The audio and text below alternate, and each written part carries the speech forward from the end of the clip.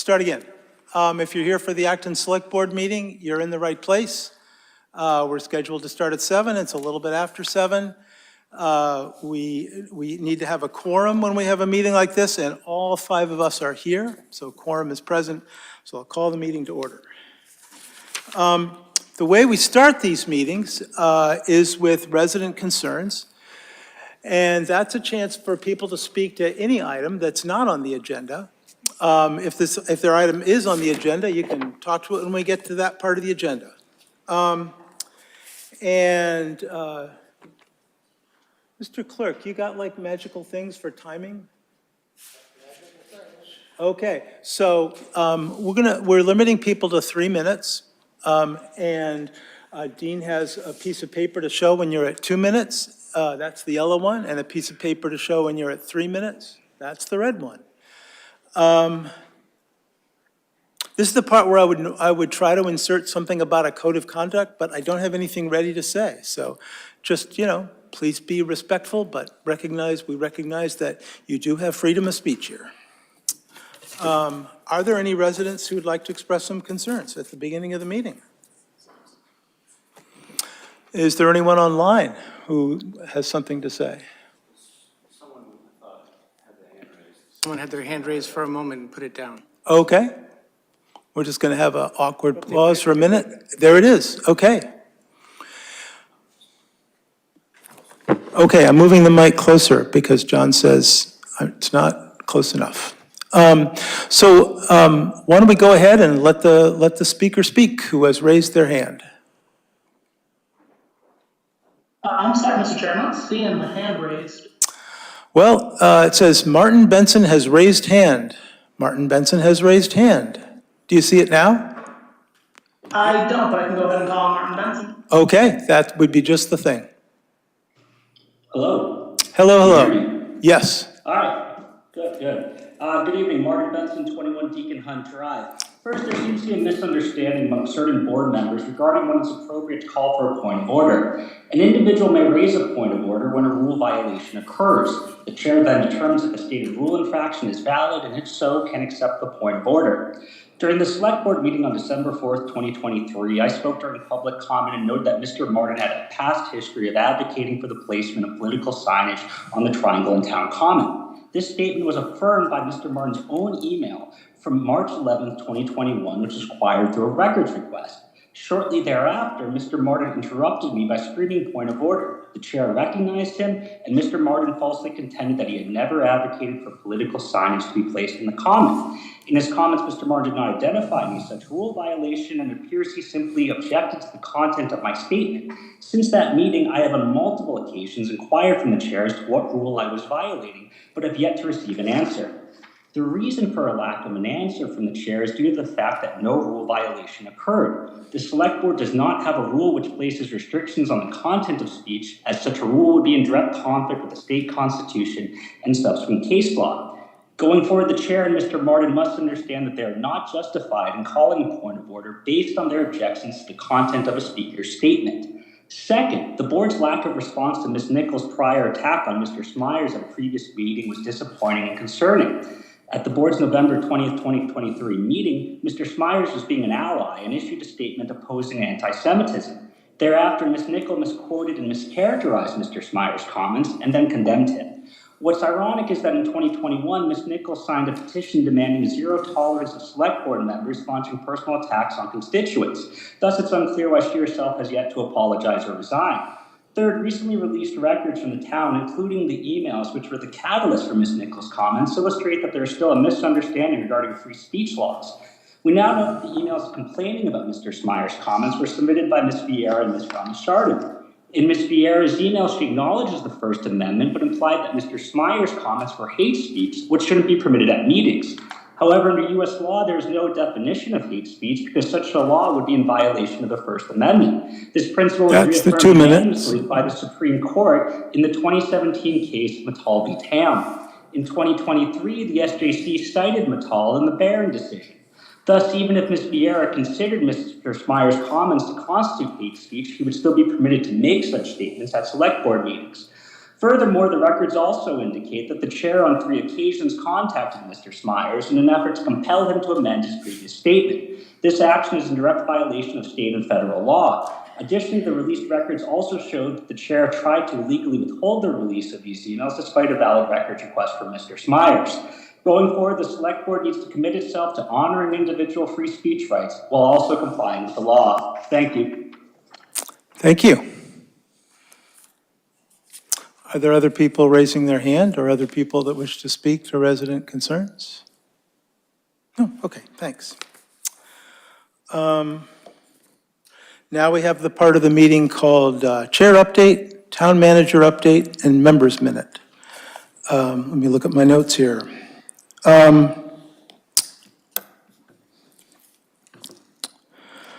We may have one or more agenda items in the future asking us to support or not support various pieces of legislation in front of the state legislature. So I wanted to make sure that my fellow board members knew that they were welcome to send in information about legislation that they think we should support and why. And it's also an invitation to the general public that you can write to the select board or contact any of us if you think that, a cause that is important to the town of Acton could be served by writing a note in support or against legislation that's currently under consideration with the state legislature. So let me know, and we'll either have a single legislative Lollapalooza where we go through a lot of things, or we will have a few individual agenda items for specific pieces of legislation. That's that part. In terms of the agenda, I would say we are still working through the backlog.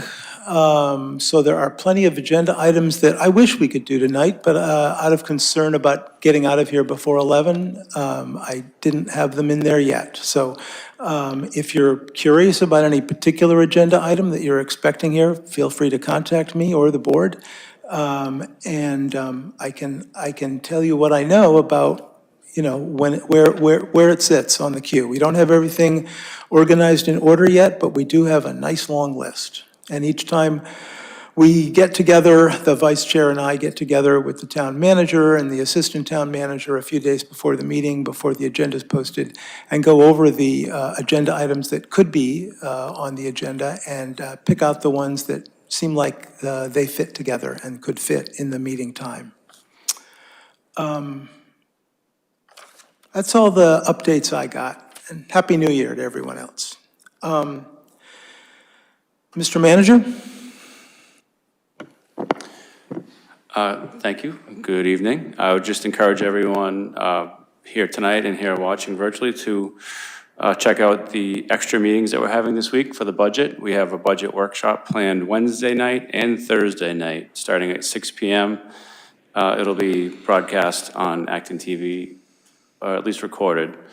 And it'll be the Finance Committee and Select Board members' chance to really dive into the town manager's recommended budget. And it'll be a chance for all the department and division heads to come before that body and talk about the services that they provide for the community. So it's a really informative event every year. And this year we have 2 nights of it planned. So I think it's going to be even more informative. So I encourage everybody to check it out. Wednesday and Thursday starting at 6 and probably going till 9 or 10.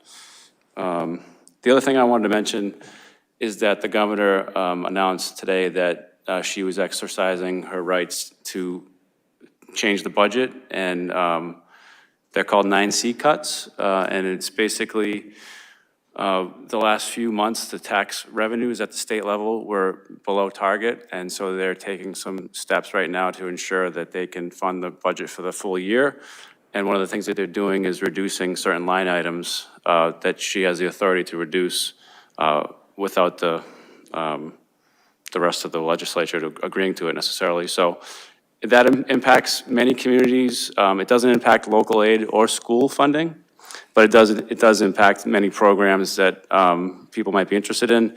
We did get an earmark this year to conduct a sewer study, and that is going to be reduced by 50%. So all in all, I think it's not good news across the state that things are slowing down and they're taking measures, but I think hopefully we'll learn more about any additional things that need to be understood. Usually the governor announces their estimates for local aid in January at the annual meeting, which a lot of us go to later this month. So hopefully that'll continue and we'll get a sense of where we're going. But I have a feeling it's not going to be an increase. So just wanted to mention that. Thank you so much for keeping us in the loop on that. Other member minutes? Dean?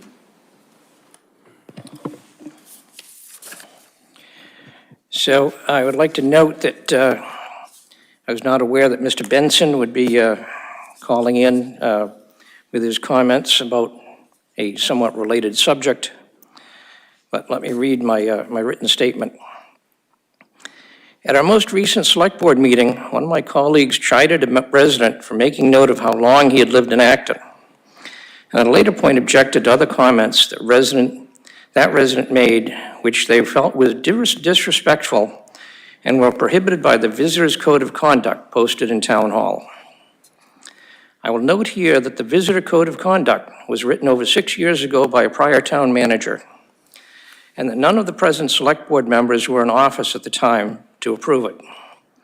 More importantly, the March 2023 Massachusetts Supreme Judicial Court decision, Barron versus Kalinda, regarding a similar policy in the town of Southborough, seems to negate at least some portions of the code as it exists now. The SJC decision found that the civility code in Southborough was in direct conflict with Articles 16 and 19 of the Massachusetts Declaration of Rights. The court found that, quote, civility restraints on the content of speech in a public meeting are forbidden.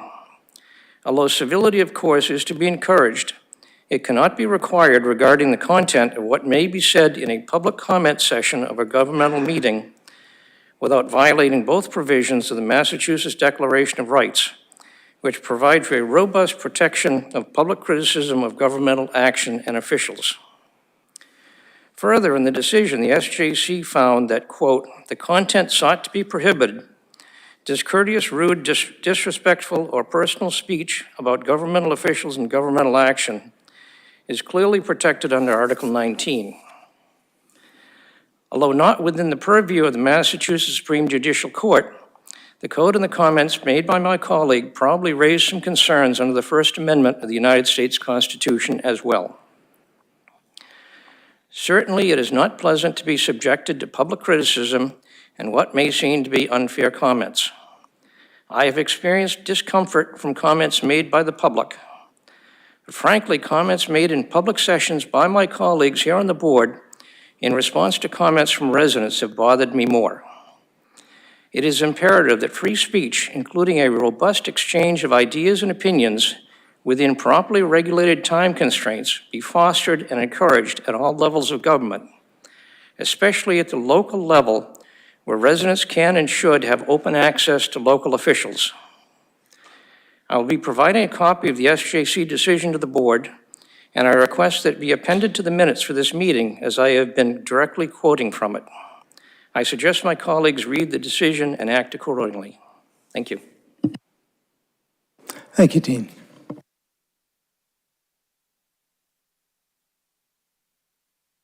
Alyssa.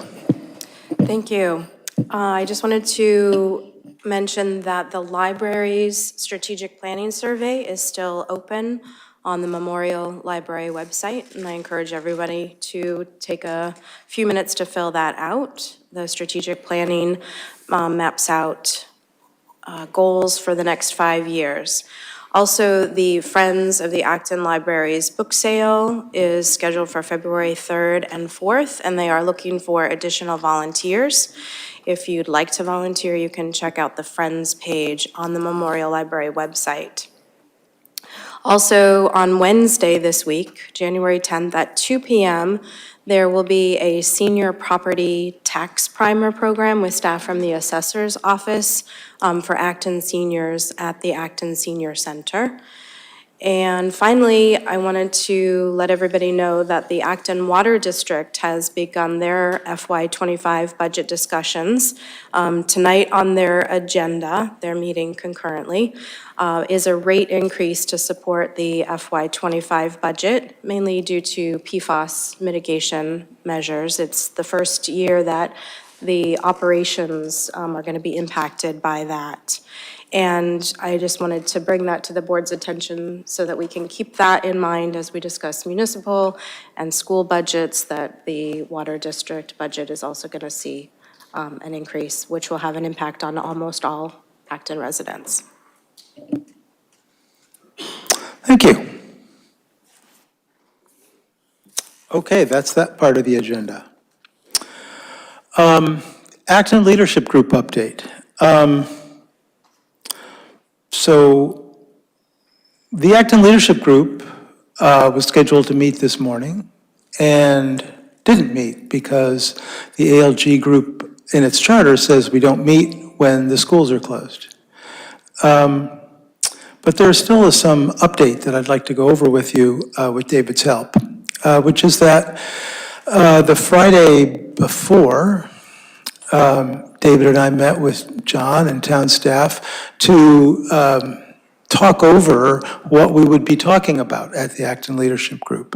And I think I should say every time I say Acton Leadership Group, I should say that that's a body consisting of representatives from the Select Board, the Finance Committee, the School Committee, and town and school staff, moderated by an outside facilitator, whose job it is to agree on overall budget amounts for the schools in town to make the budgeting process easier. And in this case, this year, in this special year, we also have the exciting job of figuring out if we can agree on an amount for a proposed operating override, which would be a matter that would show up on the town's ballot in the election of late April.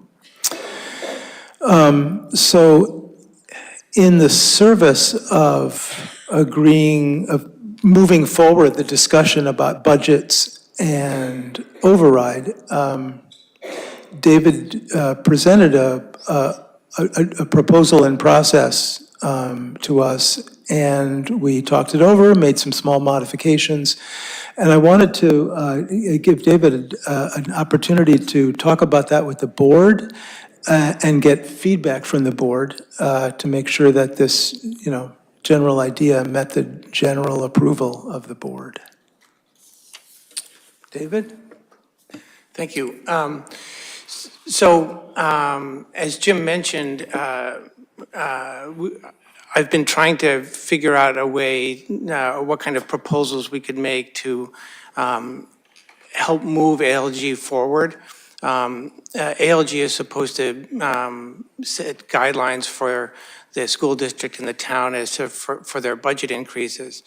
And ALG has been hesitant to do so, waiting for more information about the budgets, but it's kind of a circular problem, chicken and egg problem. So it's difficult to know where to set the budgets without guidelines from ALG, and ALG feels like it needs more information in order to be able to set the budgets. So I had been thinking in my own mind about ways to set percentages or put forward some of the proposals that others on the ALG had made, or satisfy some of the proposals that people on ALG had made to satisfy their concerns so that we could move the process forward. In these discussions that Jim mentioned yesterday, we came up with a little bit of a different idea, and currently, I'll just tell you what that idea is now. Currently, the budgets that are being put together by both the town and the school district are level services budgets, so budgets where both entities can provide the same services they do this year, next year. But those budgets, because of the the uncontrollable costs that we've talked about in previous meetings are quite high. And so what I would have proposed this morning in ALG, were it not for the snow day, is that the town produce a budget that's $1 million lower than its level services budget, and the school district produce a budget that would have an assessment $2 million lower than what they've currently proposed. I was going to propose that to ALG this morning to see, what traction it got.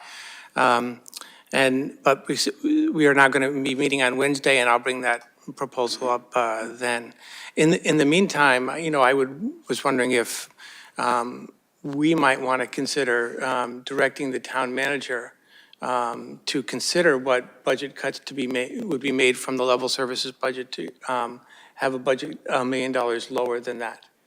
In my thinking, we have the budget workshops coming up on Wednesday and Thursday this week. The town manager could use feedback from in those two forums, the concerns expressed by us or the finance committee, to decide where the budget might be reduced, and proposed a list of items that would reduce that. So also, just for clarity, the budget that's going to be presented on Wednesday and Thursday is the level services budget. So, and the town manager has already provided us a list of budget reductions that would be necessary if an override did not pass.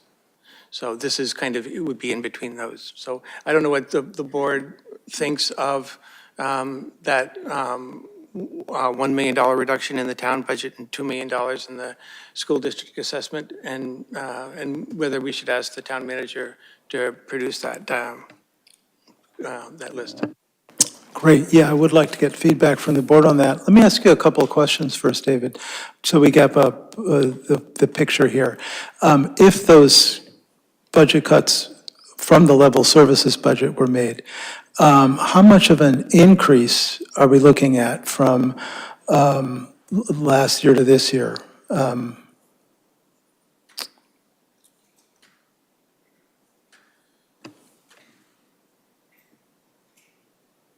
About $11 million.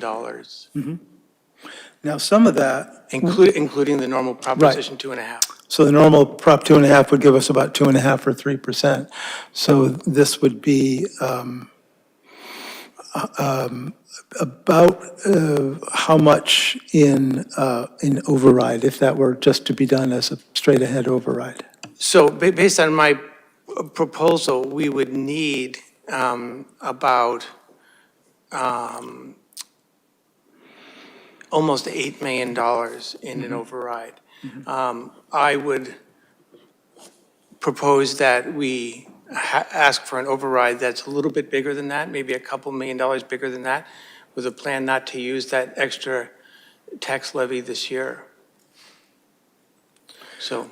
Yeah, that's right, and that's been a theme in our conversations with the ALG, is to have some extra so that we're not going right back to the voters for another override, for another operating override, to try to keep us going. Yeah, okay. Thank you. So there might be questions or comments from board members, and this would be really helpful for both the town manager and for David and I as we continue to work with ALG.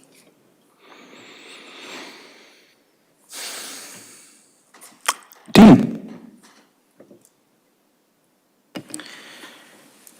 Well, I'd want to consider this a little bit. I've got sort of mixed feelings about, showing our cards early and say, well, this is what we could do. Especially where I know the town manager is going to be very busy over the next week. We've got those 2 marathon budget sessions coming up. And I'm not sure that coming up with approving this sort of a theory right now would be that beneficial, because he's not going to be able to respond with that, I do not expect. He's already come up with a list of some possible cuts or things that might be in danger, and we've discussed them a little bit on the board, but I'm not sure that, from a strategy point of view, formalizing that kind of a decision right now is the best idea. But, you know, I say it's something I've had all of 4 minutes to think about so far. Thanks. I appreciate your having a reaction, even given just a couple of minutes of thinking about it. There might be questions or comments from other board members. Alyssa? Thank you. David, I would just like to know where those two numbers came from. They seem very round, and maybe that was, you know, the impetus, like it's an easy number, 1 and 2. So they, they are indeed round, and that is because, you know, it's difficult and to be exact here without someone fixing one point with too many degrees of freedom. It's hard to even figure out how you might adjust the budget, and if the budget involves there are secondary expenses. So, for example, if you know, some positions are lost or something like that, there are other consequential expenses which affect the whole thing. Those two numbers were selected at the magnitude that they are, based on they're in the verge of causing harm to both entities. So in the school district's case, that's right on the verge of having to remove sections of classrooms, you know, depending on how low the budget went. You know, many sections of classes would have to be closed and kids would have to be moved to different classes. In the case of the town, it becomes very, very difficult to provide you know, continuing to operate services, especially since there are limits in some cases. You know, we don't want to, as we reduce the budget further than that, we'd be into removing positions, and then, you know, you have to decide, are those public safety positions, are those other positions? And so, again, we get into, you know, harm. So it's the difference between kind of pain and harm. And there's a similar calculus on when we think about taxpayers, that there's harm to taxpayers by having an override that's quite high. It raises everyone's taxes a lot, which hurts. So the challenging work we have ahead of us is to distribute the pain in a way that feels reasonable. It's hard to feel good about distributing pain, I will say, and trying to think about this, but it's, you know, it's part of what we get to do this year. If you want to continue your thought, I just have a comment. Well, Fran, go ahead. So what I was just going to riff off of what you were saying in that, I think to distribute the pain, what I got from the ALG in a meeting was that, you know, since the school was going to reduce their budget, they wanted to see something from the town side. So I think that shows, you know, reducing our budget level services by $1 million is good, doable. Yeah. It's not fun. But No, and with the school budget approximately twice, with the school assessment approximately twice the town budget, it made sense to have about a 2-to-1 ratio in the hit, in the reductions, so that we're both taking a similar kind of cut to our level services plan. Alyssa? So just to follow up on my question about where the numbers came from, let me just make sure that I understand correctly that this reduction of $3 million from a $11 million difference between FY '24 and FY '25 leaves us with $8 million but that that would only, 5 million of that is what would be the additional on top of the 3% from Prop 2.5. Is that roughly accurate? David can do the arithmetic again. So I think without these changes, that 11 million would have been bigger. I'd have to think about that for a minute. John has some information to So- provide here. Yeah, thank you, sorry. And we didn't have the meeting this morning, so we didn't get a chance to discuss this, but the changes that have occurred in the last months in the ALG planning process include increasing the proposed amount of funding from free cash. And if the ALG were to support that this morning, the deficit would be a different number right now.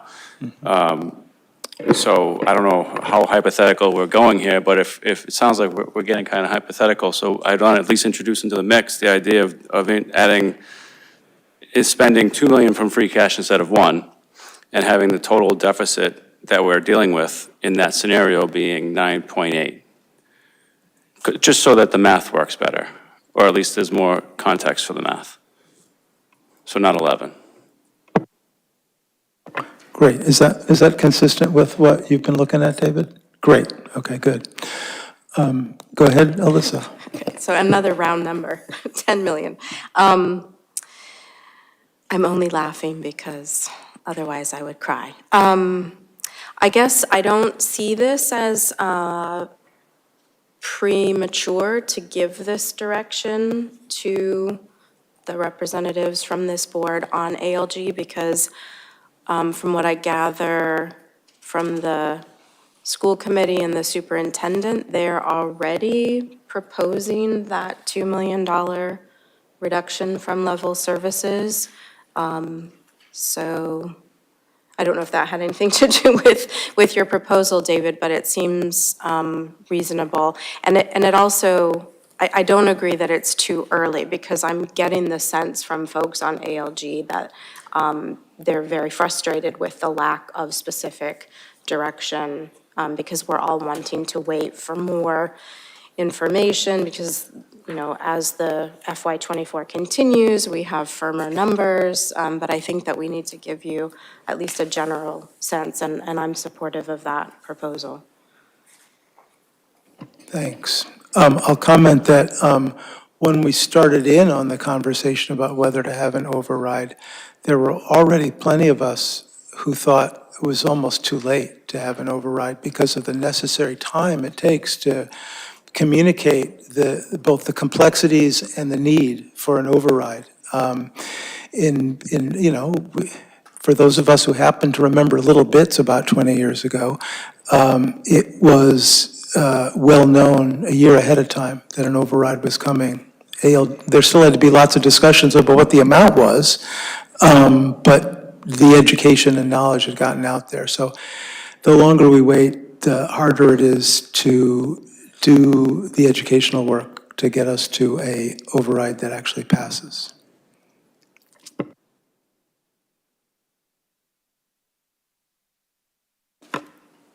Are there any more comments from select board members? David?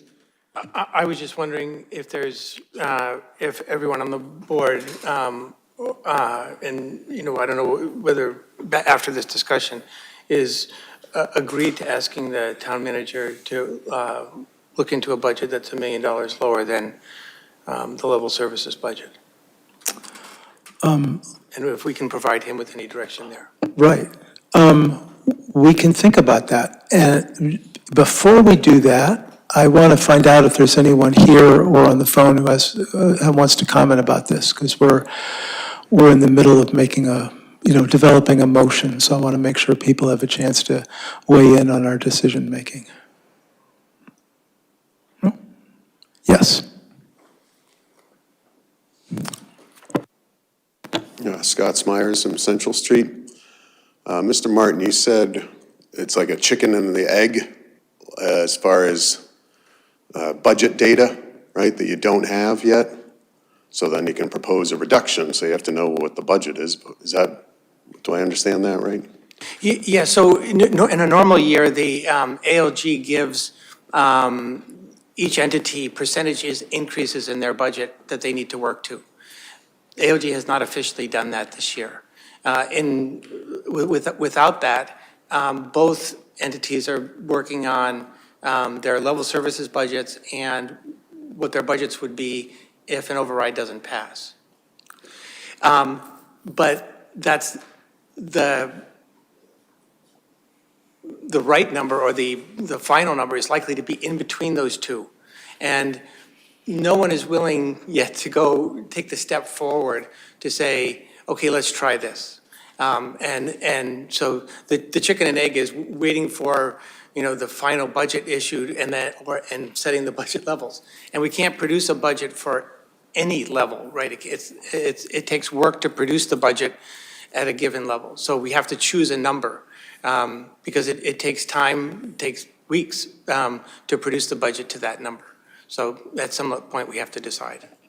But if they haven't, like for the school, everybody in this room is more in tune with the town's budget, but the school budget, I mean, they're the ones who said, I think in October, we don't need to do an override. And then, oops, we need to do an override.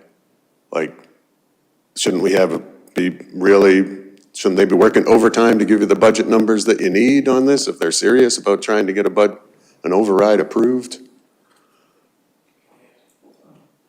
Please.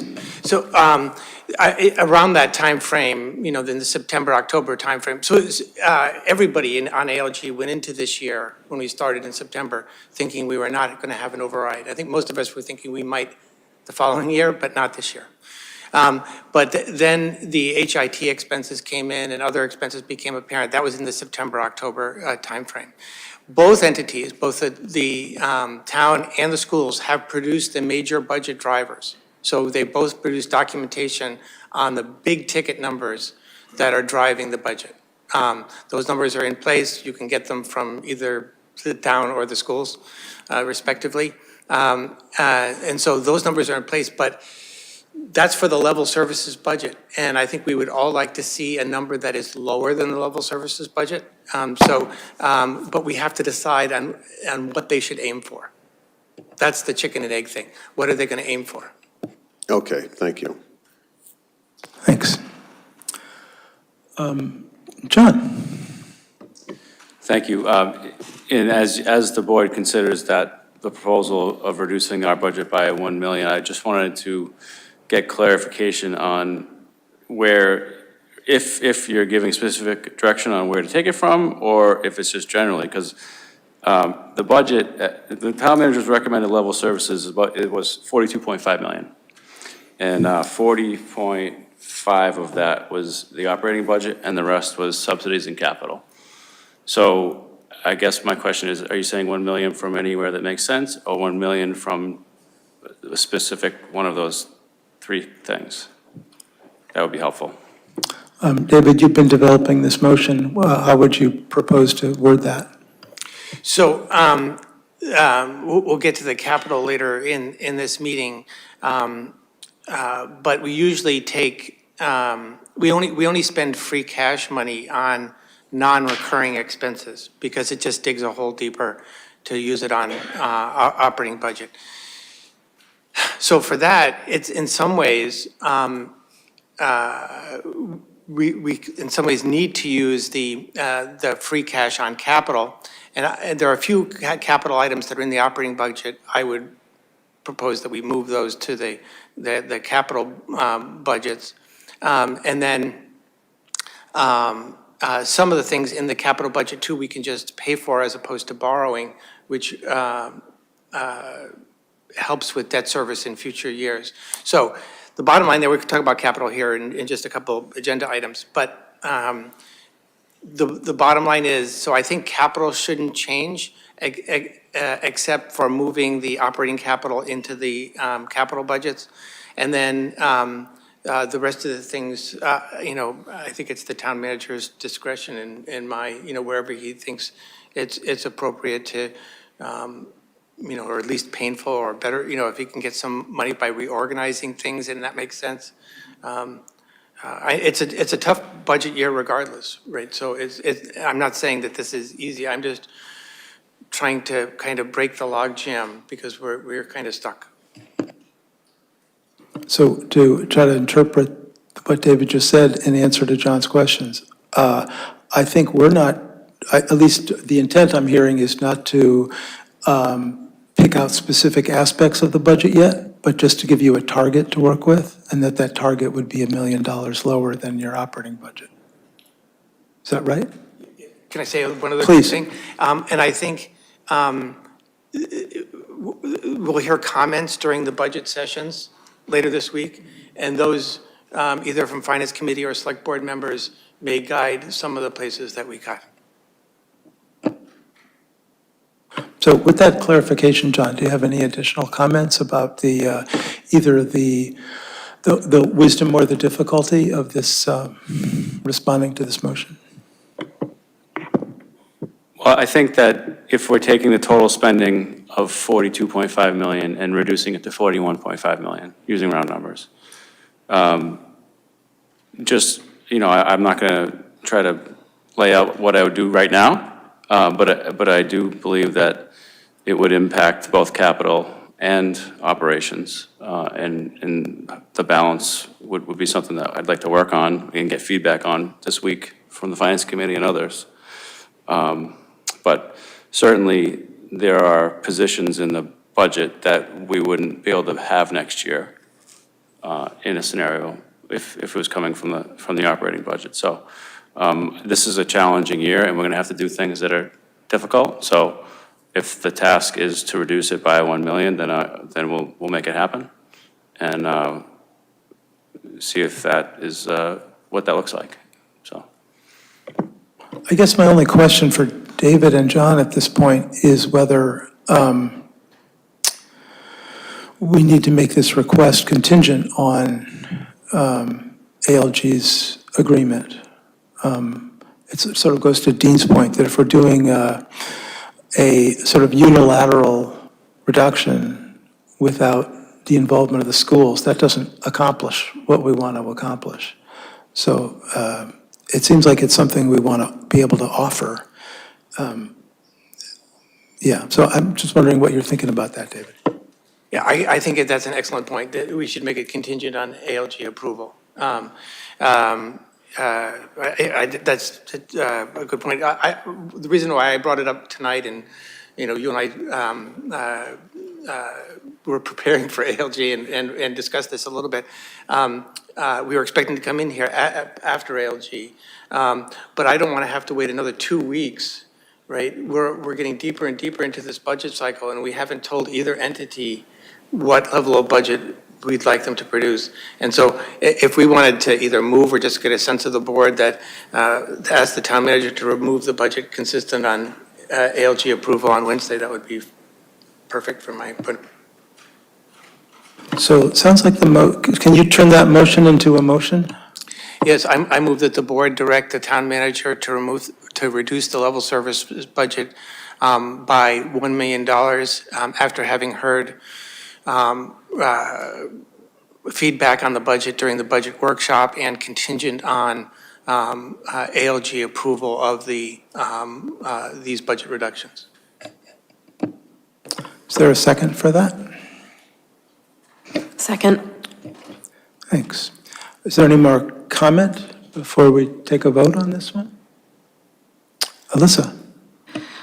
I guess the only comment that I would make is that I think that the public has provided us with quite a bit of feedback on things that they value, just general public, but also folks that are serving on boards and committees in terms of what reductions to make. So while I'm comfortable not having direction to the town manager to choose from the capital operating or subsidy budget, I feel like there is a lot of information that we can use, we can rely on to make those decisions. Makes sense. Any other comments? Okay. All those in favor of the motion, please say yes or aye. Aye. Yes. Aye. All those opposed? Any abstentions? I'll abstain. Thank you. That's 4 yeses and 1 abstention. I know it's not Robert Rules of Orders, but it's sort of Jim's sense of how to do things, which is, Dean, if you'd like a moment to say anything about your abstention, happy to give you an opportunity to do that, or maybe you've already said it. I just think that I need to hear a little bit more, both from the ALG and certainly from the feedback, back and forth we're going to have over Wednesday and Thursday nights. I'm just not sure that this is the right way to go about it. Appreciate it. Yeah, that's a very principled position. Thank you. Any final things before we move on to the next item? I just want to say I completely understand, and I think your feelings actually are similar to many people on the Finance Committee, where you kind of want more information before you set a direction, but that's this chicken and egg thing. And, you know, I completely get that. Everybody would like to know how it's going to turn out at the end, and I don't, there's kind of no way to do it, I think, without someone taking a leap of faith. Yeah. Mr. Chair? You know, I just, and I know that the town manager will find a way to handle this, but I know from past experiences when we've been faced years ago with these sorts of decisions, it doesn't take very long for this information to get spread out through town staff and various support groups, friends of whatever organization, department you've got. And, you know, a lot of speculation and a lot of morale issues that will occur as a result of this. And, you know, people are going to be spending the next 2 months wandering around trying to figure out, you know, which one of my colleagues isn't going to be here. So I think, you know,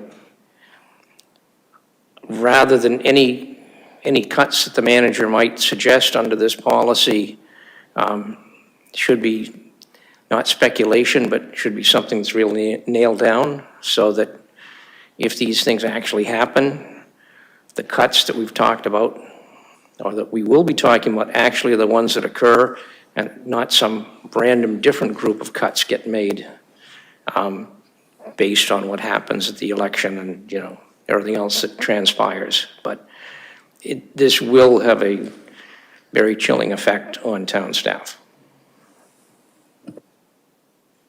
Thanks, Dean.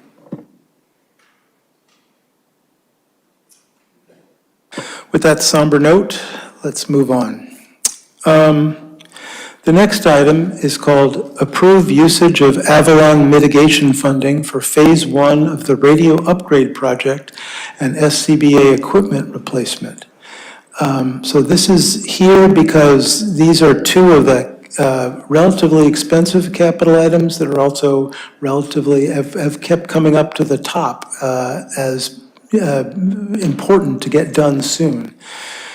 John, maybe you can just remind us and the public what that Avalon mitigation funding is and what the numbers are. Yes, thank you. So Avalon Acton is a development in North Acton, near where Insulet is, and behind the Nagog Mall, which was a discussion of the board a lot this year.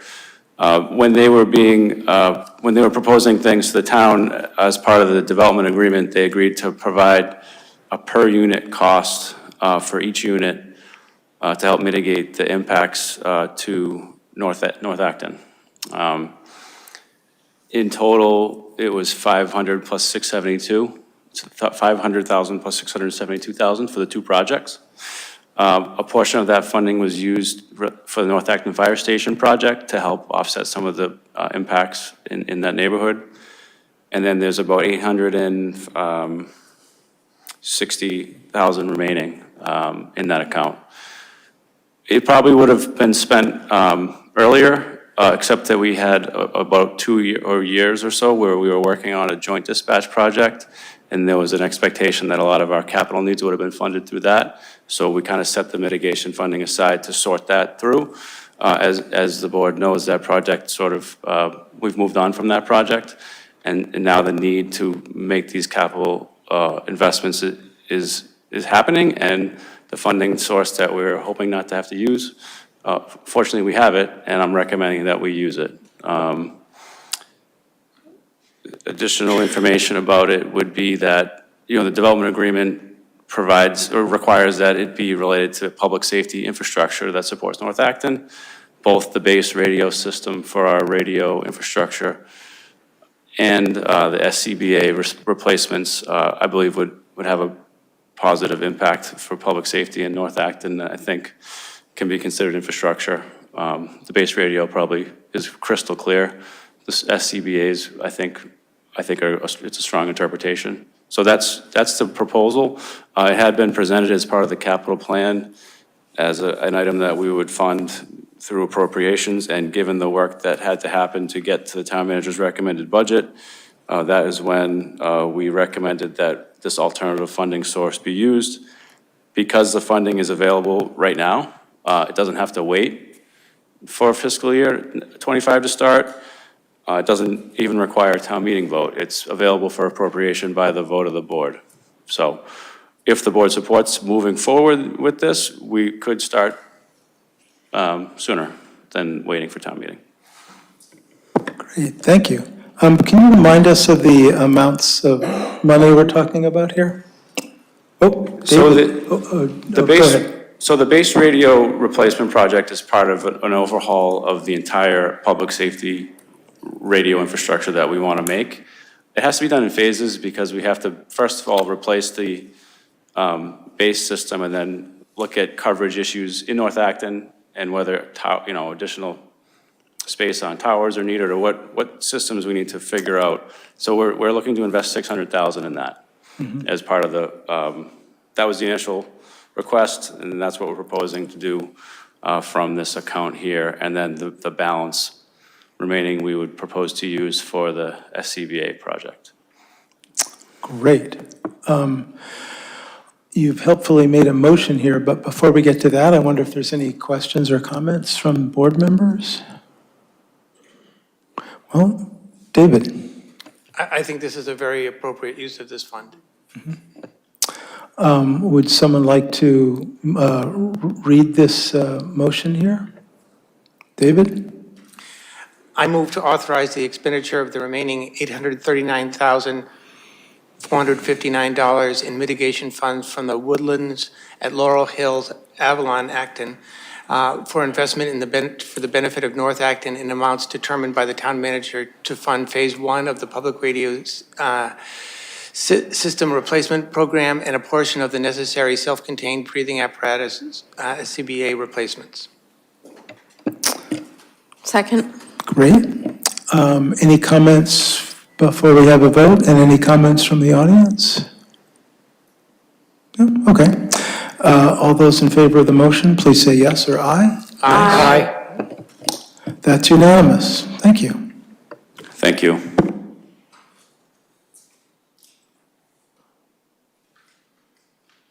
Now we're moving on to the item called Prioritize Capital Items.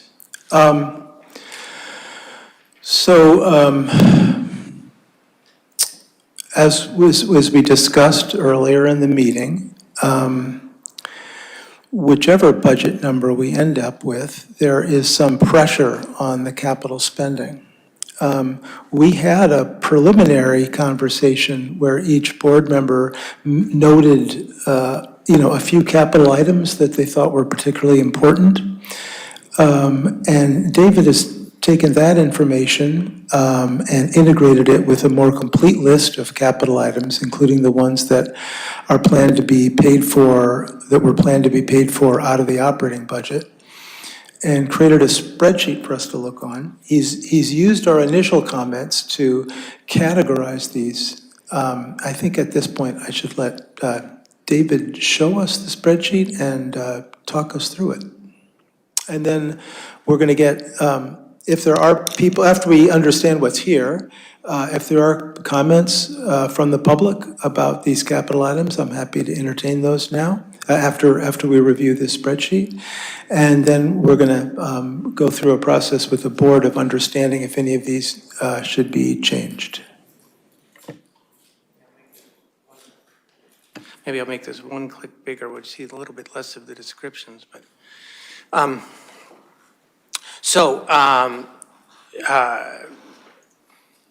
going to start at the top. The things that are at the beginning of this list that don't have a board order column on them, there are things that are funded from other sources that are not general funds, either grants, revenue sharing from the state, enterprise funds, something else. So we could discuss those if people want to discuss them, but the priority is different than setting the priority of things that are in the remainder of the list.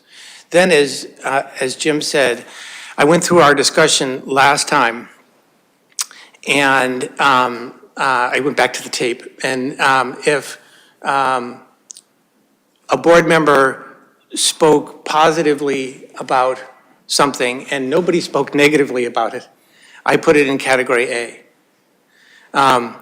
If there were mixed comments or no comments at all, I put it in category C, which is just a different level.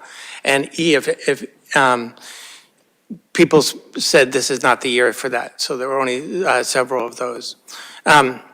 Plus, to the first one, I added the operational capital under maintenance there. These are capital items like materials and small contracts that are used to maintain sidewalks or buildings or things like that. In a couple of cases, lease payments for equipment. Then I added a couple of columns to this. The column B here is just a category of that I arbitrarily chose. The type of expenditure, either maintenance, safety, or upkeep. The difference between safety and upkeep in my mind is upkeep is kind of when something reaches end of life or is no longer useful the way it is, we need to change it. Maintenance is kind of day-to-day, something breaks, you fix it. And the ones that are blank in that column are just miscellaneous expenditures that didn't seem to categorize with anything else. And then at the beginning of the descriptions, you'll see the little TM if the town manager recommended this in his budget. And if he recommended at a different funding level, I put that funding level in there as well. This spreadsheet will re-add, I need to say one other thing before I get there. The funding source is either in this, except for the items that are at the very top, is either free cash or borrow. And basically free cash here means it's entirely paid for, that there's no borrowing involved. And if it's borrow, then only the first year debt service comes out of free cash. The remainder will come out of the operating budget in future years. Usually, well, always for very large projects, we borrow for them. Seven-figure projects, like in the millions of dollars, we always borrow for them. Things that are in, 5 digits, tens of thousands of dollars, we usually don't borrow for. And then the ones that are in the middle, the hundreds of thousands of dollar items, it depends. Usually at the higher end of that spectrum, we do borrow, and the lower end of that spectrum, we don't. I'll just show you that this spreadsheet will add up everything again, so I could just change this item, for example, the culvert, which is currently listed as free cash, meaning we'd pay for it. If I type in borrow there, it reduces that because it only uses the first year debt service. So my thought was that we could either based on discussions among ourselves, recategorize these. I can just change the letter on them and resort them. The goal is to get this subtotal about $2 million, which is the amount of free cash that we're spending this year, or is proposed in the ALG spreadsheet as of this week, doing this year. So anyway, I can take any discussion and move things up or down. I can start with my comments, but it probably makes sense for other people to start with their comments. Let's see, we're going to enter into a sort of a rapid process of hearing from board members about things that they might want to reclassify or change the amounts of. Before we do that, I wanted to give the chance for the public to give any input on either particular items or the process. Any comments from the public? No? Oh.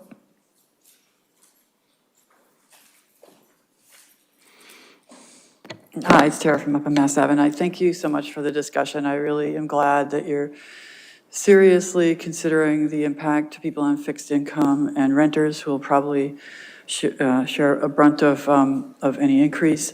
I also am really impressed by Dean's comments relative to staff, and I hope that we can keep, maybe reducing staff by attrition or, not hiring people that are already, vacant spots. And I really want to say, I don't think that the Hayward light adds any safety. I think it'll make it worse, and the neighborhood doesn't want it, and I don't even understand why it's still in there, but that would be $1 million, even if it's just a payment in the debt service. It's something people don't want, whereas the prospect in Maine is something people do want. Thank you.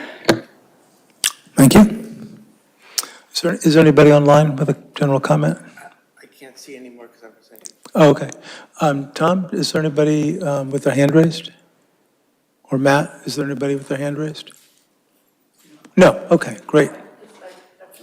Oh, I just want to, thank you, just make sure you read my email, that Complete Streets, which is where this item first came from, and then Hayward somehow got lumped under it. Complete Streets isn't about adding lights. Complete Streets is about changing configurations. I sent a link to show you what Complete Streets do, as well as the 2018 town policy on Complete Streets guidance, which assures people that complaints about adding lights and stops are not about Complete Streets. Thank you. So I hope you all saw that email I sent today. Thank you. thanks. So this part of the process is, you'll see again that there are things labeled A, which we think are the highest priority that should be happening this year. There's stuff labeled C in that first column, which means, there was some disagreement. Maybe we should do it, maybe we shouldn't. That's like the gray area. And E is stuff that there were some negative comments received about without a sort of corresponding, hey, let's move this up in priority. There could also be comments about changing the amounts, so I'm happy to entertain comments and a general comment from John about the process, I'll bet. Thank you. I look forward to this prioritization. I just wanted to mention something that David actually referred to in the spreadsheet here, is that in the capital plan that I've recommended is $180,000 for the quiet zone, improvements for the areas that the train tracks cross. And we have identified a funding source that's available this year through the Fair Share program that we could use for that. So it's technically still being recommended for FY25, but if the board supports that, that's something that we could move forward with right now, and that could be one less thing we're talking about for next year. It is, in my opinion, it's something that we need to do. So I just wanted to mention that. And so the amount of money that we're getting for that is more than that. And the rest of it is being proposed to add some crosswalks rather, to High Street, which is a project that we finally finished for the sidewalks. And now we need proper crosswalks to close up that effort. Thanks, David. Is that represented that way on your spreadsheet, or would that be moving the $185,000 cost to some other item, or to leave it blank? So since that's a separate funding source, I would propose not mixing it. Great. Right, because it just messes up the free cash numbers. Okay, so it's not included in your totals right now? Right. Great, good. Yeah, so the stuff in the first ones before we get to the letter A are not included in the totals because they have alternate funding sources. So, Yes, yeah. but maybe the town manager wants a separate motion to use our fair share funding this year for the railroad crossing improvements. Question mark? Would that be helpful? Yeah, I should have been more direct with my comment. That's what I want, yes. Okay. I move that. I second that. Any other comments or questions about that motion? To do that? Okay, all those in favor, please say yes or aye. Yes. Aye. Okay, that's unanimous. So we have clarified that fair share money can be used. We are approving the use of that for taking that out of the capital budget. John, were there other comments about similar items that you wanted to make sure got represented here? Well, we're, as we always do, we're continuing to pursue opportunities for grants and earmarks and other ways to fund the capital program without asking the taxpayers to fund it. We are exploring some options for intersections like Prospect and Hayward, and we're looking for support for Great Road, further support for Great Road. So none of those are things that I have a motion for you to take off the list, but I just wanted you to know that those efforts are underway, and they'll continue. Even if they are approved, we'll still try to get it funded by somebody else. Appreciate that. The other thing I noticed here, John and David, is that on line 20 and 21, the town manager's suggested amounts of $50,000 and $400,000 are less than the $100,000 and $800,000 in the spreadsheet. Would it make sense to reduce those to the amount that the town manager suggested? Maybe. I think we want, those are the kind of things we want to discuss. Okay. Maybe it makes sense, and if we started discussing, if you don't mind, Mr. Chair, I could go up line, or start at certain line items and solicit comments so we can decide where these things go. Great, yeah, if you've got some picked out that you figure will cause good discussion, let's go for it. So I'm going to start at the bottom of the A's, which is about the biggest of the A's, and move up. Last time, most people on the board seemed to be supportive of the fueling station. I know that the town manager is looking at reducing that number, but right now that's the number where it is. But I would say that we would want to keep that in the budget. Also, it's got a $210,000 impact on next year because it's such a big project. It's a hard project. The one above it, however, is the standby power and HV electrification for town hall.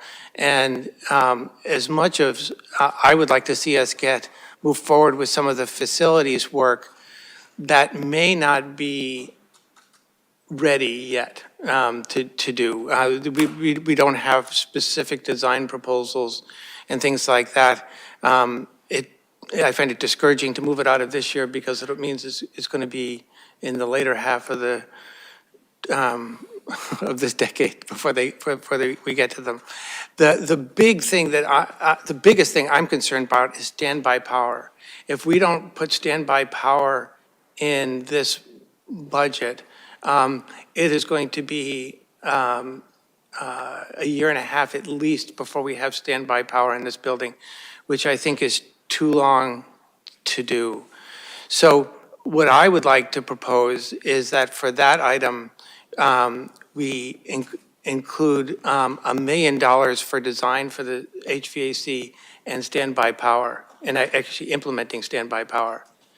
And then in the next year, we look for the HVAC. And the reason I think that the design needs to be there is so that we know the load for the generator that we need. So I don't know what others think about that. I can easily have those numbers if people are okay with that. Okay, I'm looking around for either, it's like thumbs up or comments. Dean? Yeah, I'll address the two items that David has started out with. I'm still very much in favor of the fueling station. I think that's our highest priority. And I think the phased approach to the HVAC and standby power makes a lot of sense. There's still a lot of moving parts on that, so I favor his approach. Alyssa?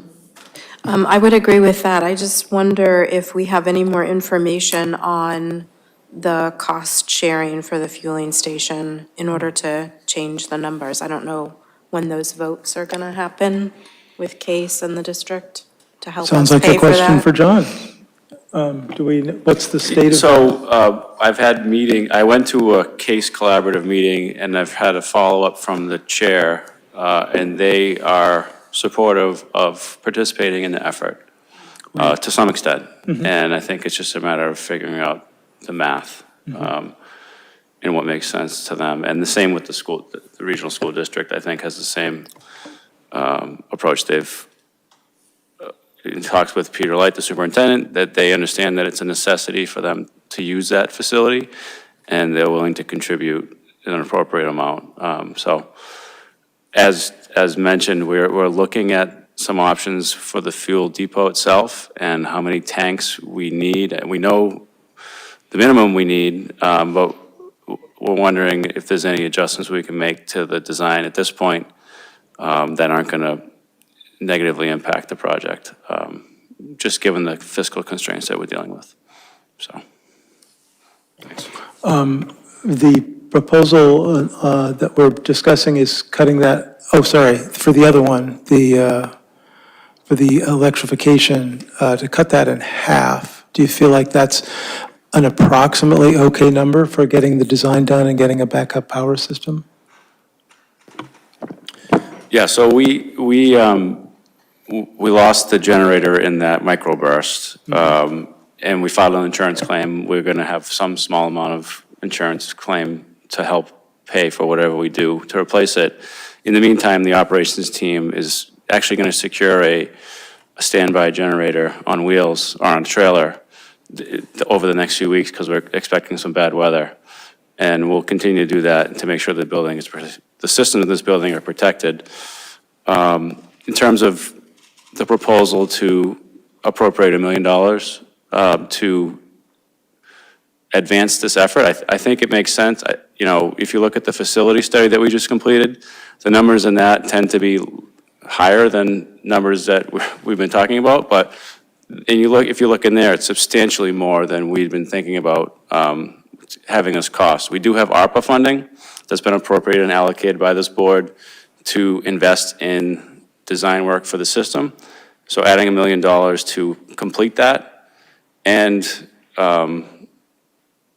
replace the standby generator once we know the load that we want, I think is a good approach. And it will take a few years, so the sooner that we start, the better, I guess.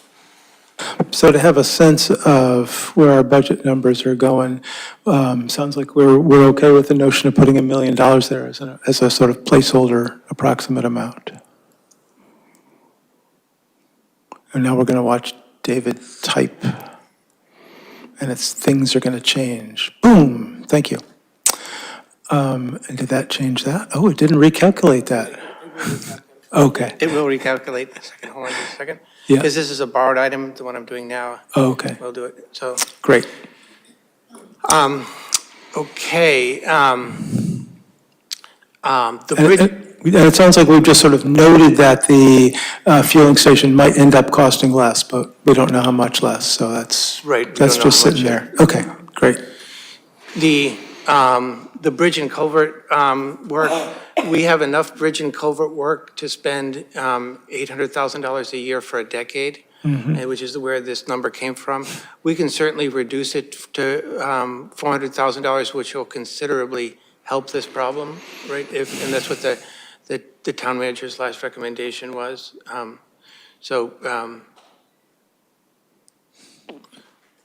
Should we do that, or? Are there concerns about reducing that to 400 in line with the town manager's original budget? Alyssa? I would like to not reduce it. Because I think that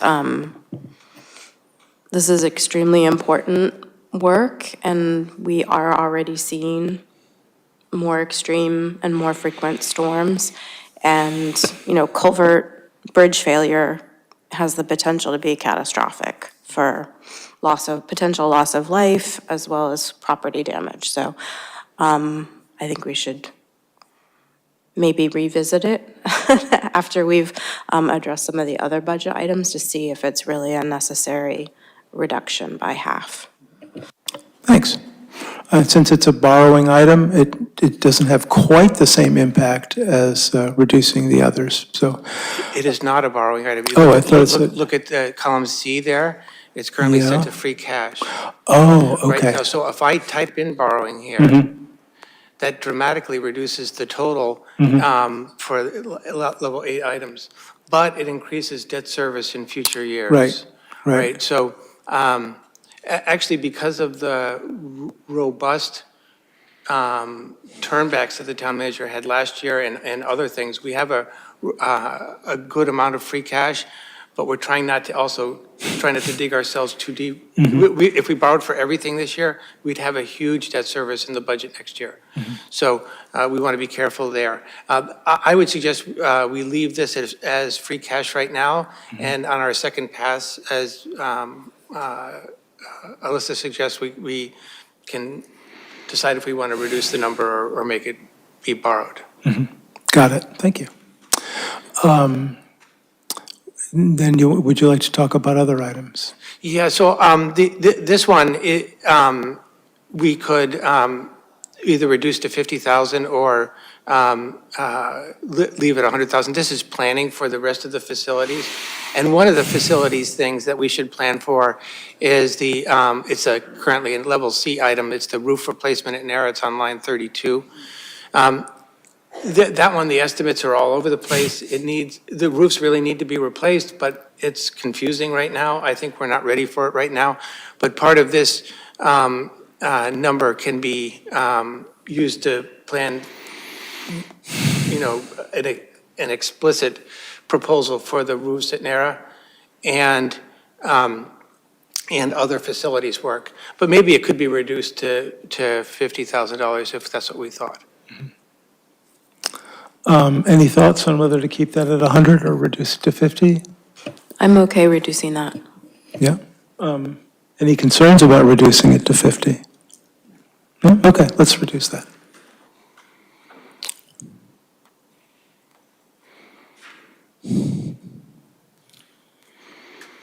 Okay, 800,000 to go. So, I'm actually wondering, I would love to do this too, but we can't do everything. I'm wondering if we want to take this out this is so people aren't reading the small print, the complete streets work from Davis Road to Harris Street on Great Road. So it's complete streets work like sidewalks and crosswalks and things like that. Intersections improvements at Main Street for pedestrians and cyclists and et cetera. That's a pretty big project, but maybe this is not the year for that, and that instead we could bring in the sidewalk program, which is currently on line 30 at a reduced rate. It's $2,300,000 here. The town manager recommended 300,000. We could put it in at the town manager's request or something else. If we did that, the net exchange of the two of those things would give us $500,000, right? So that would get us closer to the $2 million goal. Question about that for John. John, do you have a way of characterizing what of the Great Road improvements are coming from the state and what this additional money is for? Thank you for the opportunity to mention the new traffic control system that was just installed last week on Great Road. Mass DOT completed the installation of a hawk crossing system right at the intersection of Great Road and Brook, right near the public art installation of those cows. I encourage you to check all of it out. The state has also met with us recently and using the complete streets design work that we did over the last few years with substantial public input, and that was paid for with grant funds, they're considering investing about $2 million in Great Road in several places that are sort of low-hanging fruit in their eyes, based on the complete street design work that we've provided. So we don't know exactly what that is yet, but a lot of it is some of the intersection realignments and things like that that we had proposed. So we're also pursuing the TIP funding for this project as well, in addition to the work that's being planned. So that's the best I could describe the investment for the state at this point, because it's still being finalized. It does sound like if we invested less, we would still have forward motion on improvements because of what the state's already committed? I would agree with that. Okay, good.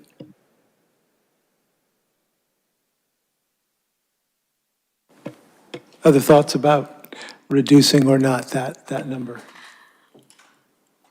I don't know whether or not the state, in this instance, likes to see investment from the town.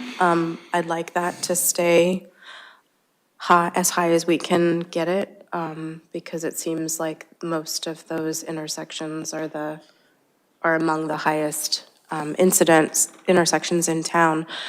And also, this is completely unrelated, but line item, it might impact the bottom line. The line item 18, can we zero that out? We just paid for that, right?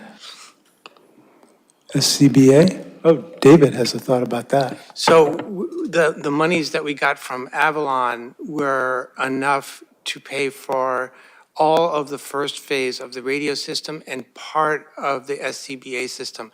You notice at the end here, it says additional funding from safety fund.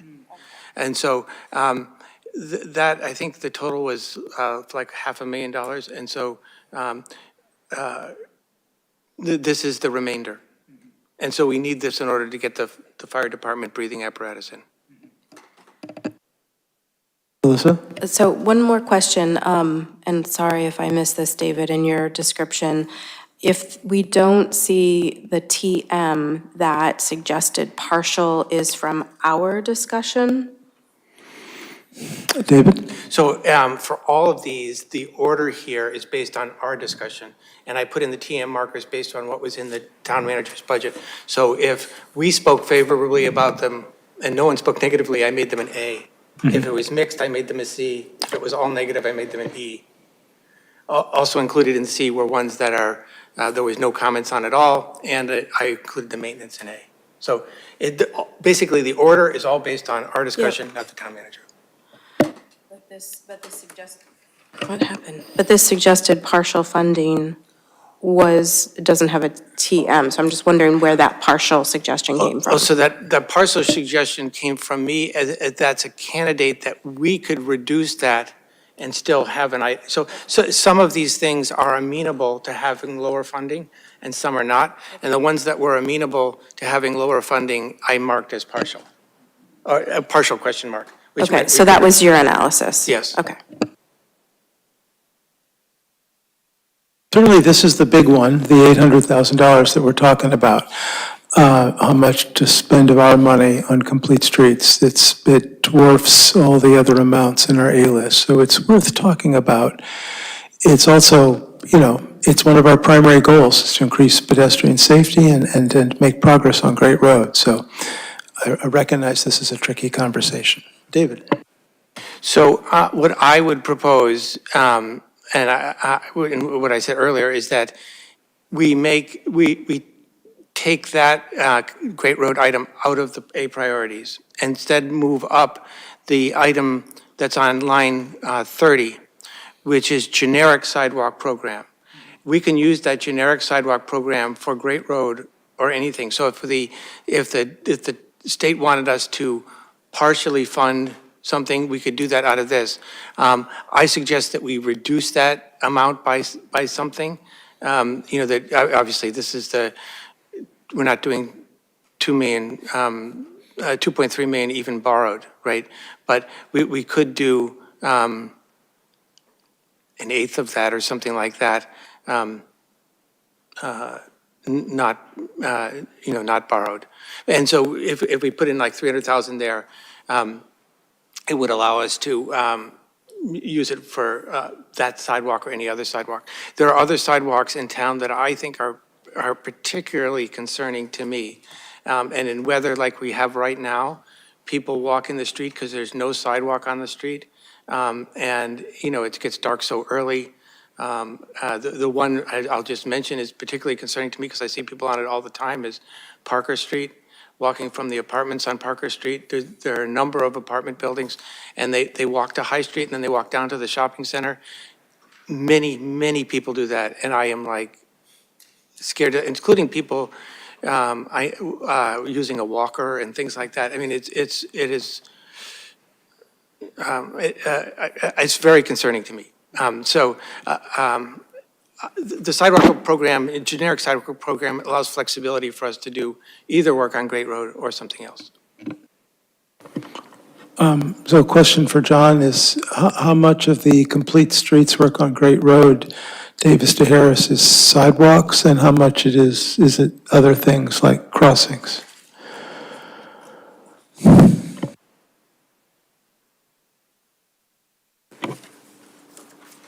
On Great Road, a lot of it is taking very large swaths of pavement that pedestrians have to cross and reducing them by creating street islands or other road narrowing measures. So I guess that's probably both, to answer your question. It's sidewalks and crosswalks. Got it. David? We could also change item 30 to say sidewalk/complete street program, right? And, you know, this is our proposal for the warrant, right? So we can put on it what we would like, we think is best. So I just propose that just because it increases the flexibility for the town manager and allows us to reduce that next year number. So the emerging proposal here is to have a more generic complete street/sidewalk item, fund it at less than 800, but have that be some flexible funds that could be used either on Great Road or elsewhere in town, depending on priorities. Am I getting that right? Okay. Thoughts on that idea? I just wanted to say that I agree with Alyssa. I'd like to maybe keep it at 800 and keep the forward momentum. I think it's important for traffic calming on Great Road. And it addresses more than just sidewalks. It's crosswalks, rotaries, or what have you. David? I just want to comment on that if we designate it and town meeting votes on it for Great Road and the state pays half, we cannot use the rest for another sidewalk, which is why I'm suggesting that we make it generic sidewalk money. And we can give, in our goals next year, we can give the town manager direction, do sidewalks, Great Road first, or whatever we want. But it's just for the appropriation by town meeting. If it's a little bit more flexible, it allows the town manager to be a little bit more flexible. So I mean, I'm not disagreeing with your priority at all. I'm just saying that, you know, again, if the state pays 2/3, then we can't spend 2/3 because we've designated that for a particular use. I notice that there's someone in the audience who keeps getting up and down. You want to say something on this topic? Yes, thank you. All right, so I agree with what I think I heard John say, is to not bang this sidewalks versus crosswalks. That's like saying, you know, one vulnerable group against another vulnerable group. They're both vulnerable. So I thank you for this thoughtful discussion.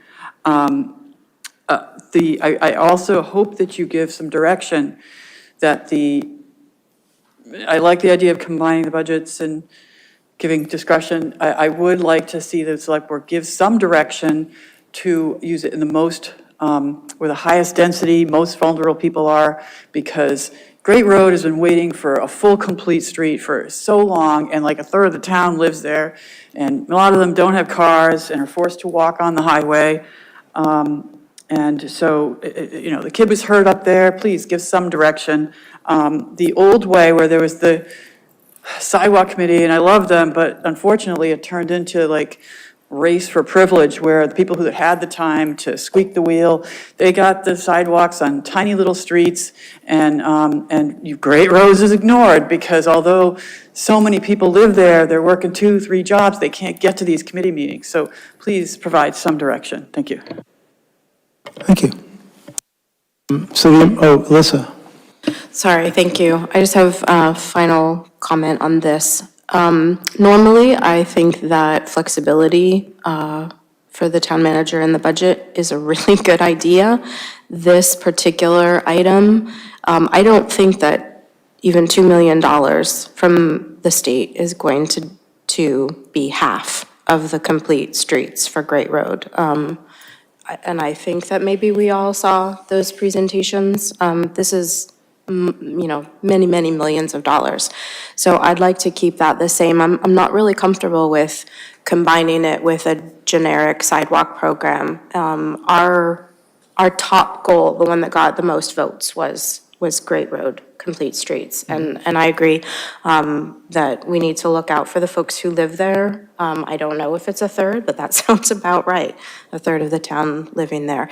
And one of the most pressing items was narrowing those stretches where people have to cross, like at Davis Road. I mean, the crosswalk is ridiculously long, and so that was a big part of it. And it's not just pedestrians, but also cyclists, and there are other things. And I keep hearing from, the reason that sidewalk is at C is because we hear so often from appointed and elected officials that we're not maintaining the sidewalks that we have. So adding more, even though it's a great, safety amenity and also environmentally responsible to get people out of their cars, people were walking in the street on my street today, and we have a sidewalk, but it wasn't plowed yet. So I definitely agree that we should focus on places where people are walking to the shops, like on Parker. I see people walking there a lot, but I think that this Great Road allocation needs to stay as large as we can have it be.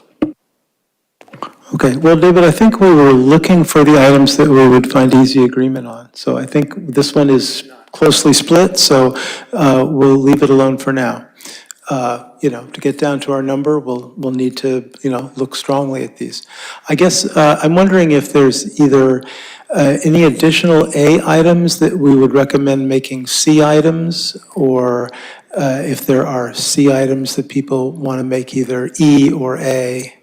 Do you have any more of those, or should we be hearing from the other board members? Either order. Okay, let's hear from other board members, because Alyssa even has her hand up, so why don't we start there? Yeah, I was surprised to see the aerial ladder truck as a C, because I thought that everybody was supportive of that being a high priority, although there were some questions about the life expectancy from FinCom members, from Finance Committee members. I think that the answer was, with the time that it takes to get it here after it's been ordered, that I don't understand why it's in C and not A. David? I think I spoke negatively about that last time.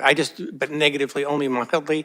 I just wanted to delay it a year. I felt that the fire department was getting 2 other items this year. So I was just proposing delaying that by a year. I can move that up to A if that's what people want. It does make the problem worse, but I'm happy to move that up to A. Any thoughts from other board members about the ladder truck and potentially delaying it for a year by having it as a C item? Dean? Yeah, I think I'd leave that still as C and revisit it next year. So that was a surprise for you, Alyssa. Are you okay with this notion, having heard the thoughts? What are the 2 other items for the fire department? The radio and the scuba. Sorry, interrupt. I would be in the camp of moving it up as well.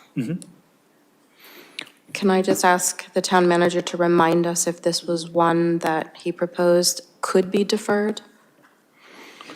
Oh, John, that's a question for you. Have you expressed the notion that it might be okay to delay this for a year, or are we just, hearing from ourselves about that?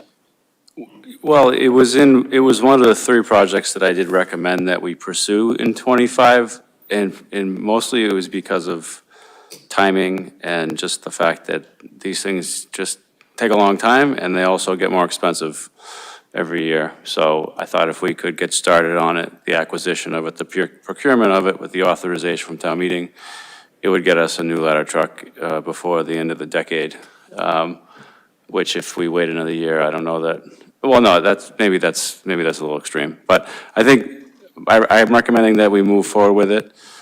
If we waited a year, I think the fire department would still operate, and I think we would get more life out of the existing ladder, and we could replace it the year after. So all these things need to be done. It's just a matter of which ones the board wants to do. Sorry if that wasn't helpful. That was very helpful, thank you. So let's see, we seem relatively split on that one too. There's 2 folks who would prefer that it be moved up to an A, 2 folks who were like, I would be okay in a C because we could wait a year. We have John saying he'd prefer to do it this year. David? I would propose that we move it up right now and then figure out how we're going to make the number. I propose that we get everything into A that we think is a possibility for this year, and then we call. We're going to have to make another calling pass. We're already $800,000 out. Yeah. So I can move that up. Okay. If you have a magic way of marking it as, somewhere So like A minus or. Well, I'm just going to make it an A. We know where it Okay. is. The list is not that long. As soon as I change the letter here, it will change, and you'll notice the Okay. numbers will change. Yeah. And even though it's out of order, when we've Yeah. changed everything, I'll resort, so I only have to sort once. Yeah. Are there other items that people see here that, like C items that could become E or A items that could become C or E? David? And I then would, Dean. I would like to see us move the Main and Prospect intersection up. The Main and Hayward one is a little bit big for this year, where we're, all trying to fit everything in. But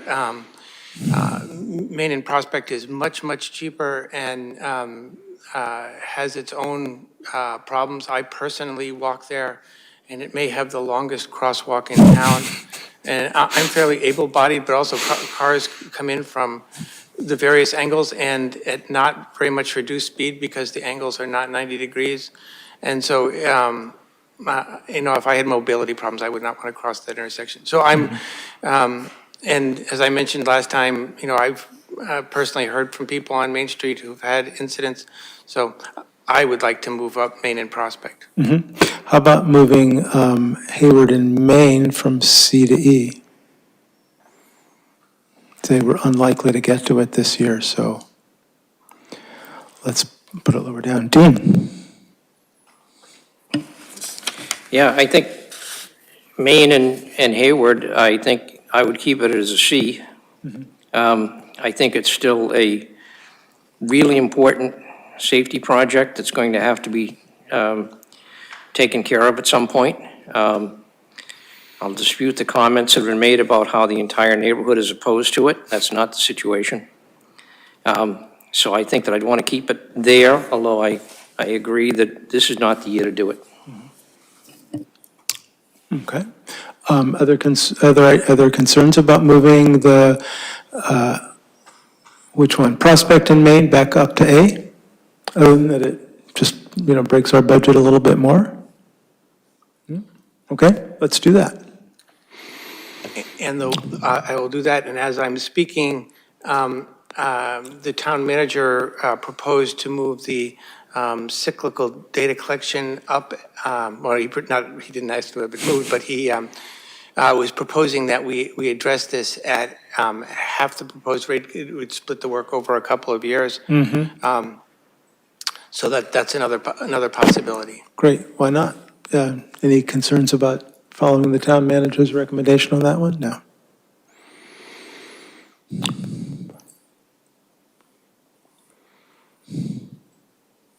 Oops. Oh, it did cut in half. So people can talk about something else while I'm doing this. Otherwise, I feel very self-conscious. We need an equal sign. Go ahead, Alyssa. Oh, Dean. Yeah, jumping ahead here, one of the other items that I think I'd like to address is DPW 21 Dam Management Program for $75,000. I'm thinking that probably should get, in my opinion, should get moved down to C. You know, I read through the list of all of the dams, and many of the ones that we're talking about are things that are privately owned.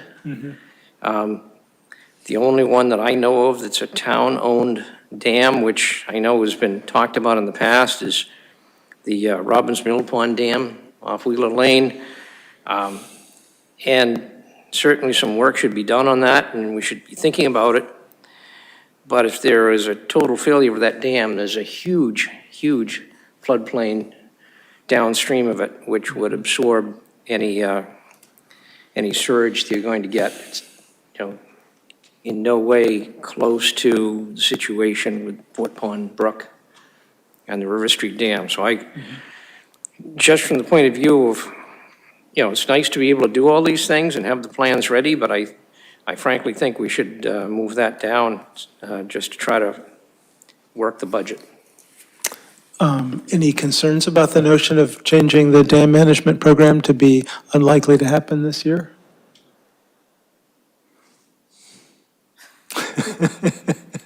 It makes you uncomfortable, but you're willing to live with it? It makes me uncomfortable. I don't know what that particular dam designation is in terms of the Office of Dam Safety. I don't know if it's high concern, medium concern, or even how far that $75,000 would get us. But I'm okay with that.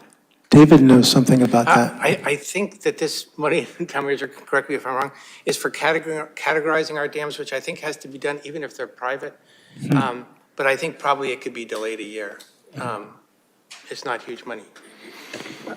John? I did not recommend this project. I mean, I do recommend it, but I recommended that we could do it next year, I guess I should say. Great, let's change it to a C. I think you just changed necessary motor vehicle replacements partial. Mr. Chair, Hi. that was what I was going to suggest we address next, Okay. because it does have a partial on there. So maybe there can be one fewer vehicle replaced for the police department this year. David, do you have thought about that? I think this buys us about 3.5 cruisers. I don't want to be the patrol officer that gets the half cruiser. So, I mean, I think it could at least go to 180,000 and buy 3. Or maybe 130,000 and buy 2. But the chief feels that they need a replacement of 4. I mean, I'd like to see at least 3, and that's what this buys, but we could get $20,000 back. So there's an easy 20,000, and then there's some more difficult conversation about taking an additional 60 off to reduce it to 2 cruisers rather than 3. Any thoughts on that? Are these the conventional vehicles which are being upgraded to hybrids or something like that? Yes, I think we're actually replacing our last 2 gas vehicles in the current fiscal year. So we won't have, well, all of our frontline cruisers will be hybrid before this happens. But just to clarify, the town manager's recommended level services budget is at $180,000. So that $200,000 is what I had identified as the need and what was requested, but what I recommended was $180,000. So, and with that, we were to purchase 3 cruisers and hopefully supplement the incremental cost for hybrid with energy efficiency funds or green community grants. Because it ends up being just a little bit more than 60 to buy a cruiser, the way we have to fit them up. So that was my recommendation as Great. level services. And if it was to be reduced, I would propose that we reduce it. Sorry, that's, well, yeah, I mean, last year, there was only one cruiser in the budget. The few years, before I got here, I think there was always 3. Each year, I've gotten it down to 2. And this past year, because we had to make more cuts than normal, it was down to 1. The chief asked to restore that to older times where they were getting 3 or 4, which is the 200,000. I recommended 180. I just wanted to make that clear that if you reduce that number, it's not going to save as much as you think because it's already lower than 200. Got it. I'm comfortable at 120, but I don't know about other people. To have a cruiser last one more year in a difficult year seems okay to me. David? So I would like to leave it here because we had to cut back to 1 last year. And I just want to, maybe we didn't talk about this before, but I think the next 2 years for free cash are going to be particularly difficult. And I don't believe that we're going to be able to have as many projects as this. And that's because this year the town manager is absorbing the increased FY24 health insurance trust costs out of various salary budgets and other things. That still may not be completely in there. It remains to be seen whether that can be endured through the rest of this fiscal year. But because of that, the turnback is going to be much, much lower this year than last year. And then the year after that, we just talked about earlier in this meeting, cutting back the level services budget by $1 million, which means things are going to be tighter for the manager, figuring out how to spend the money he's got. So I don't expect a big turnback 2 years hence either. So anyway, the reason I would leave it at 3 is I think the next 2 years we're going to be reducing it back to 1. So that's my long story. I was hoping we would end this, just part of the discussion, around 9, so given another 10 minutes. What do you have, if sort of stepping back, David, or anybody, do you have a conclusion about where we're at? The main thing I noticed is that we're now spending more money than we were when we got here, which suggests we should stop now before it gets even higher.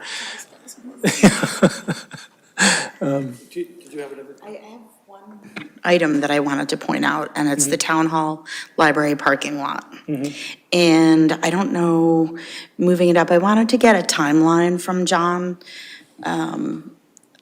about Asa Parlin, how the two can tie together, and maybe making our campus look lovely for the 250th. So I just was curious about timeline.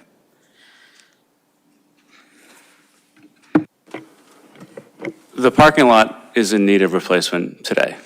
It needs to be resurfaced, and if we're going to go through the trouble to resurface, it'd be nice to realign it and make it a modern, safer parking lot, particularly for pedestrians. It works okay for cars, but it's not that great for pedestrians.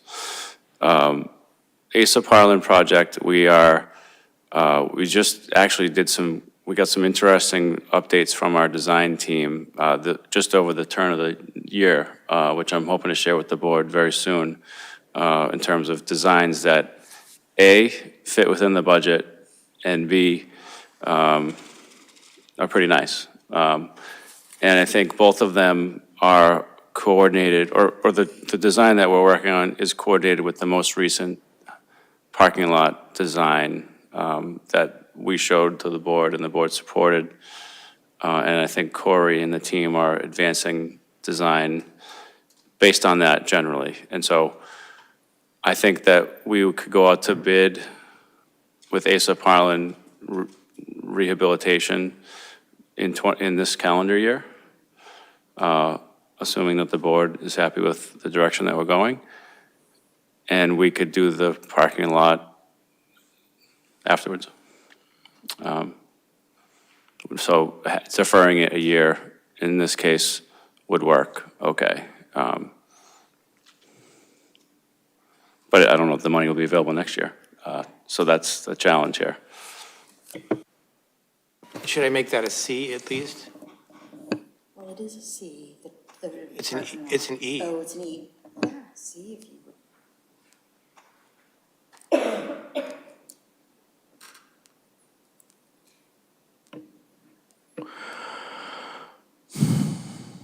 Okay, my other general comment would be,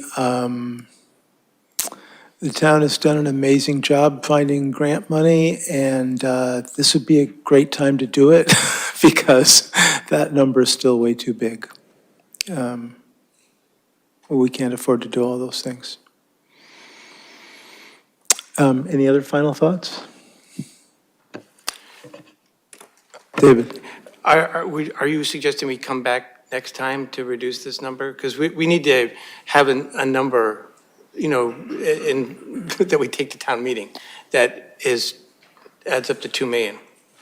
So right now it adds up to over 3 million. You might be able to get away with 2.0 something million, but not 2 point bigger than that. And never mind 3 point bigger than that. So we're going to have to remove some substantial items. I mean, I could, based on this input from the board, I could play with some few things maybe and see what could happen. But I think most of it is, we're going to have to make a group decision because these are trade-offs we have to make as a board. Okay, well, then here's my intuition about the timing. Let's let the ALG process play out a little bit more. If we end up at this $1 million cut, then we will get additional feedback from John on which items he would recommend, because he's going to have to make some tricky decisions about, what part of that million comes from the capital budget, what part of that 1 million comes from operations, what other parts come from, reducing subsidies to the funds and so on. So I think I'd like to wait, and instead of doing this again on the 22nd, to wait at least one more meeting after that so that we have more chance for the rest of the budget process to solidify. What do you think? Okay, that's fine. And I will send out a copy of this to the board and to Lisa. Great. And there'll be a lot of curiosity about it, so we can probably put it in the extra information folder too. Alyssa? Well, I was going to mention that the fueling station price should not be as high as it is, but it's really not going to make as big of a difference because it's borrowing and not free cash, so. Are you saying it's too high just based on? Yeah, if Case pays 800,000 right. and the district pays 800,000, then we're looking at closer to $1 million, That's right. but it's borrowing, so it's really not going to reduce it down to where we want that Right, figure but to be. it is a reduction coming up, which is nice to know, that we have that in our pocket. Other thoughts? John, you got a final thought here? Yeah, I think just if you're aligning the discussion earlier about potentially reducing the budget by 1 million and then the discussion that just took place, it kind of puts me in a place that is unclear because my recommendation for level services is not reflected here. This is a different set of projects with a different total. So we have this, we have what I've recommended, and then I have the potential need to reduce it by $1 million. So this is certainly helpful. And I can use this analysis to understand how I would change my recommendation, but it doesn't necessarily, at least yet, help me with what I think you're asking me to do. I agree. We didn't do a fabulous job of helping you tonight with this item. No, it's helpful. I didn't mean that. No, It's helpful. it's. But it just creates a different layer that Yes. needs to be analyzed. Yeah. I think that'd be a good research question for David, is to understand and sort of somehow demonstrate or show the difference between, the town manager's suggested capital budget and what we've got here. Is there a way to sort of mark that in this, so like add a column or? I'll try to come back with, I think that's difficult here because these, are all being spent out of free cash, which Finance Committee would like us to spend down free cash and not leave it way up. And we can't use that for the operating budget. We have moved things here. So it's not just a matter of balancing it, but I will talk with all the parties and try to come back next time that it's on the agenda with suggestions or whatever I can do. Great. It may just be that we have to figure out what, I think the board's going to have to make choices. Alyssa, yes, a question. So are there things that are marked borrow that could be moved to free cash if the Finance Committee is recommending we lower that amount even more? David?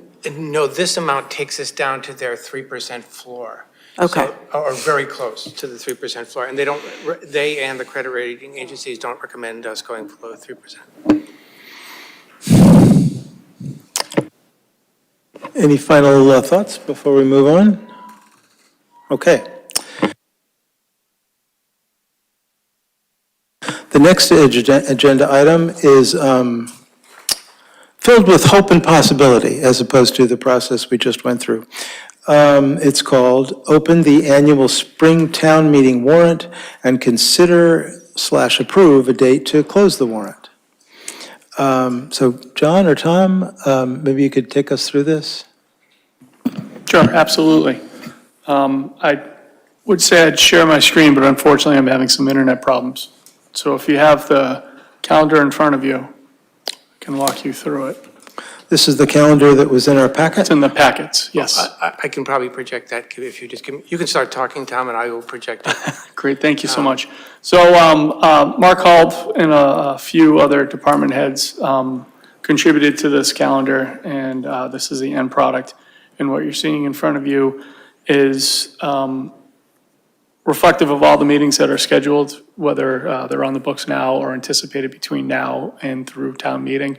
That includes Finance Committee, Select Board, Planning Board, and anything else that is reflective of what's needed to make decisions on when to open and close the warrant. So, long story short, what we're proposing for consideration is opening the annual town meeting warrant tonight, and then closing it Thursday, February 22nd at 5 p.m.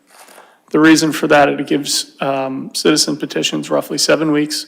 It also lines up with public hearings for Planning Board to then hold their public hearing meetings in March for their 2 meetings in March, which would give them enough time to be able to review, receive public feedback, and make any changes. And that also gives the Select Board a few meetings to be able to hold review hearings, assign Select Board members different articles, and then discuss how to move forward with those articles and how to support them if there is going to be support for those.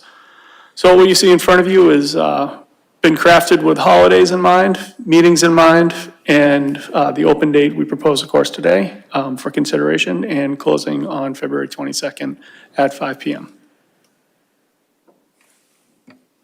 David, could you scroll down a little bit so we can get this in context with the March and April big dates? Okay. Okay, so final ballot submitted to printer on March 28th. And as I recall, but to say it out loud to make sure I got it right, the Select Board can continue to add items up until last day until final ballot is submitted to printer, is that right? Or near there, David? Until the warrant's submitted to the printer. Okay. So the ballot, we need to, the ALG process has to go through because we need the override question. But for all these citizens petitions, that's the warrant. Right. Okay, so the citizens petitions would be done by the February date. And, right, and then there's posting the actual town meeting warrant on April 16th. We have the election, and then shortly after that, the town meeting. Okay. And I always have to read that sentence aloud a couple of times to make sure I got it right. The Tuesday preceding the first Monday in May. Okay, which could be in May, but in this case, it's actually in April. Okay, got it. Great. Are there thoughts or questions about the notion of opening the warrant tonight and closing it on the February 22nd? Alyssa? I may just be missing it, but when is the deadline for sending the warrant to the printer? Is that on here? David? I think that's April 16th, and we do the same thing, we post it and we send it to the printer basically at the same time.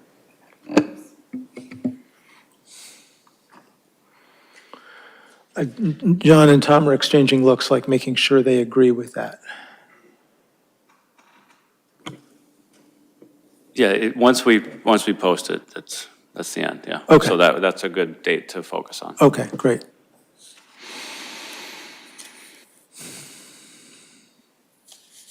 Great. Any other thoughts or questions about the this notion of opening the warrant tonight and letting the citizens' petitions flow and then turning off that spigot on February 22nd? Okay, so it's, we've had unreasonably short periods of time in the past. This seems like a reasonable period of time to me. If there's no more concerns or questions about it, I'd be happy to entertain a motion about that. There might even be, there's probably even a motion written in the packet about this?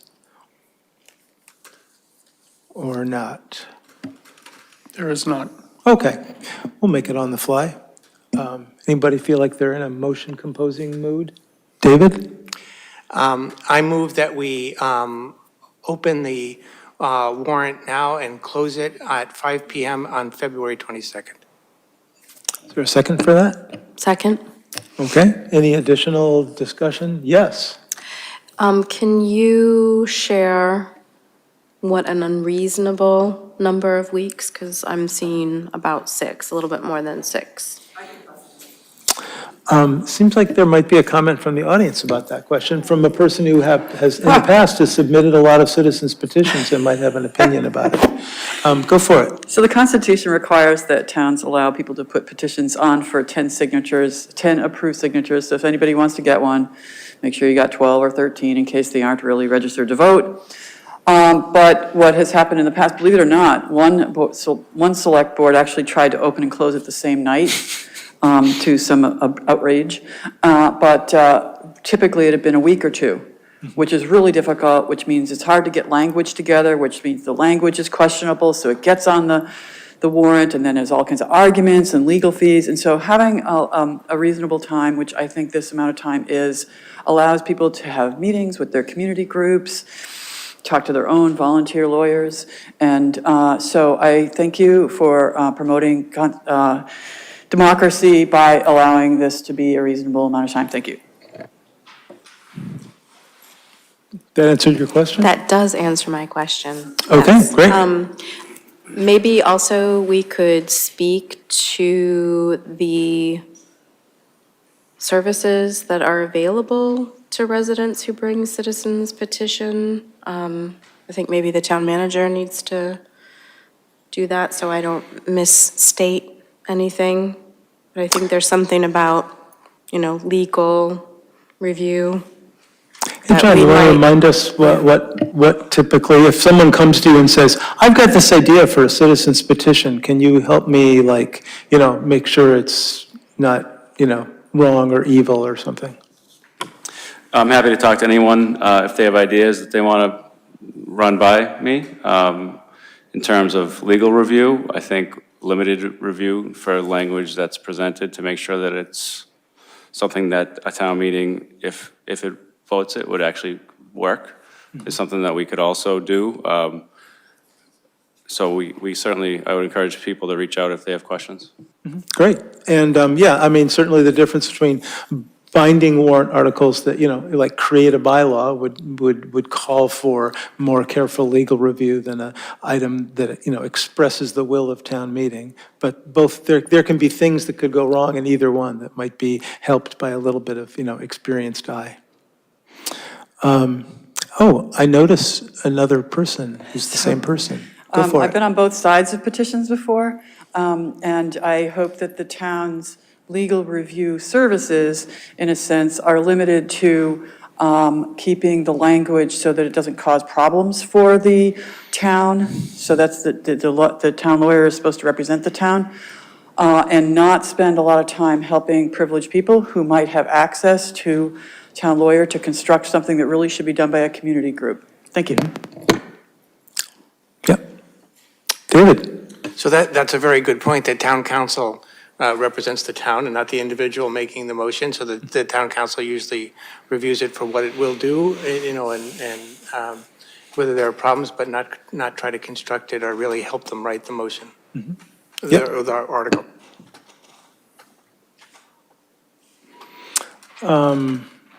Let's see, do we have a motion and a second, but we didn't vote on it yet because we were getting comments and questions? Okay. Any more comments or questions before we? Okay. All those in favor of the motion of opening the warrant tonight and closing it at 5 p.m. on February 22nd, please say yes or aye. Aye. That's unanimous. Thank you, everyone. Let the democracy begin.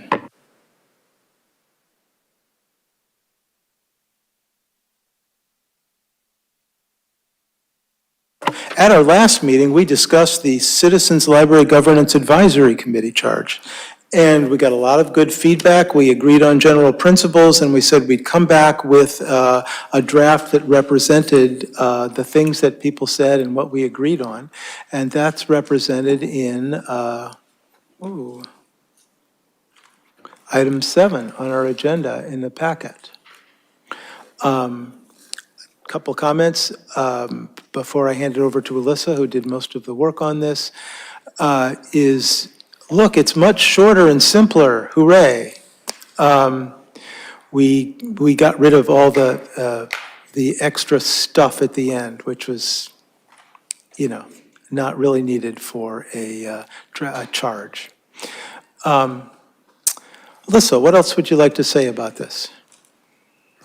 Thanks. I think that I just want to point out the changes that were made, just to be clear with everyone.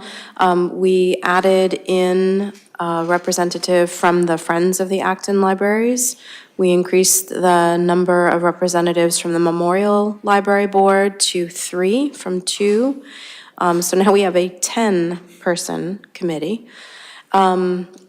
The memorandum of agreement was changed to a memorandum of understanding, and also the order of the 2 tasks that are assigned to the committee in this charge was removed. So it's just 2 tasks, whatever order, and specifically the memorandum of understanding leaves in the hands of the committee a determination of whether or not that is useful. Because at the end of our discussion, we did take a vote to continue the operation of the Citizens Library as a branch. So that may or may not be useful depending on what the committee decides.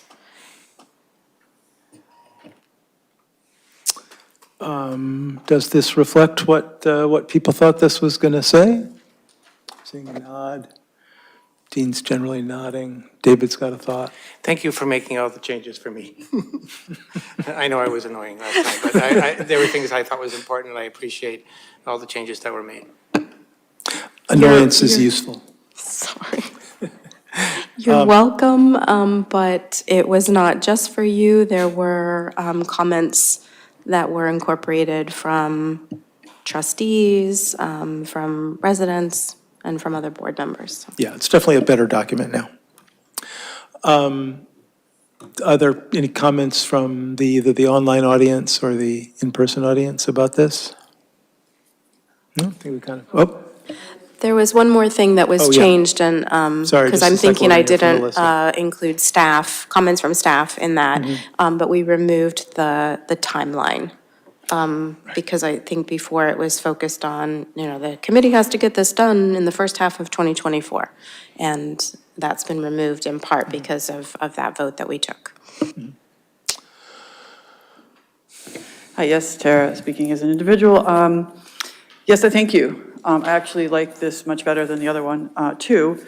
I do urge you to look at the words you use. The as a branch was until we figure things out, as opposed to trying to make a decision that might be legally problematic right now without any, collaboration.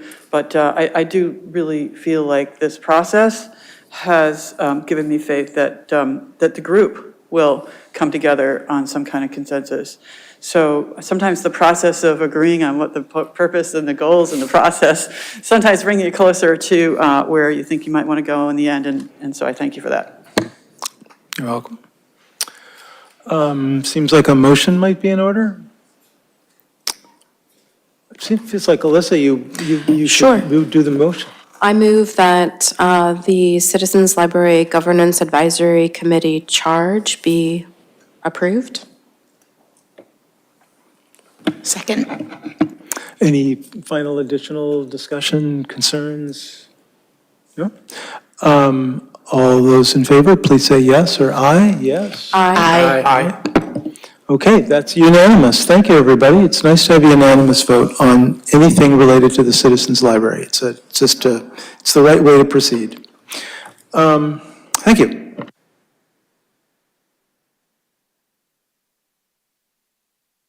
Now I need to shuffle my notes a little bit to prepare for the next item, which is discuss proposed gas leaf blower bylaw and next steps. So give me a minute.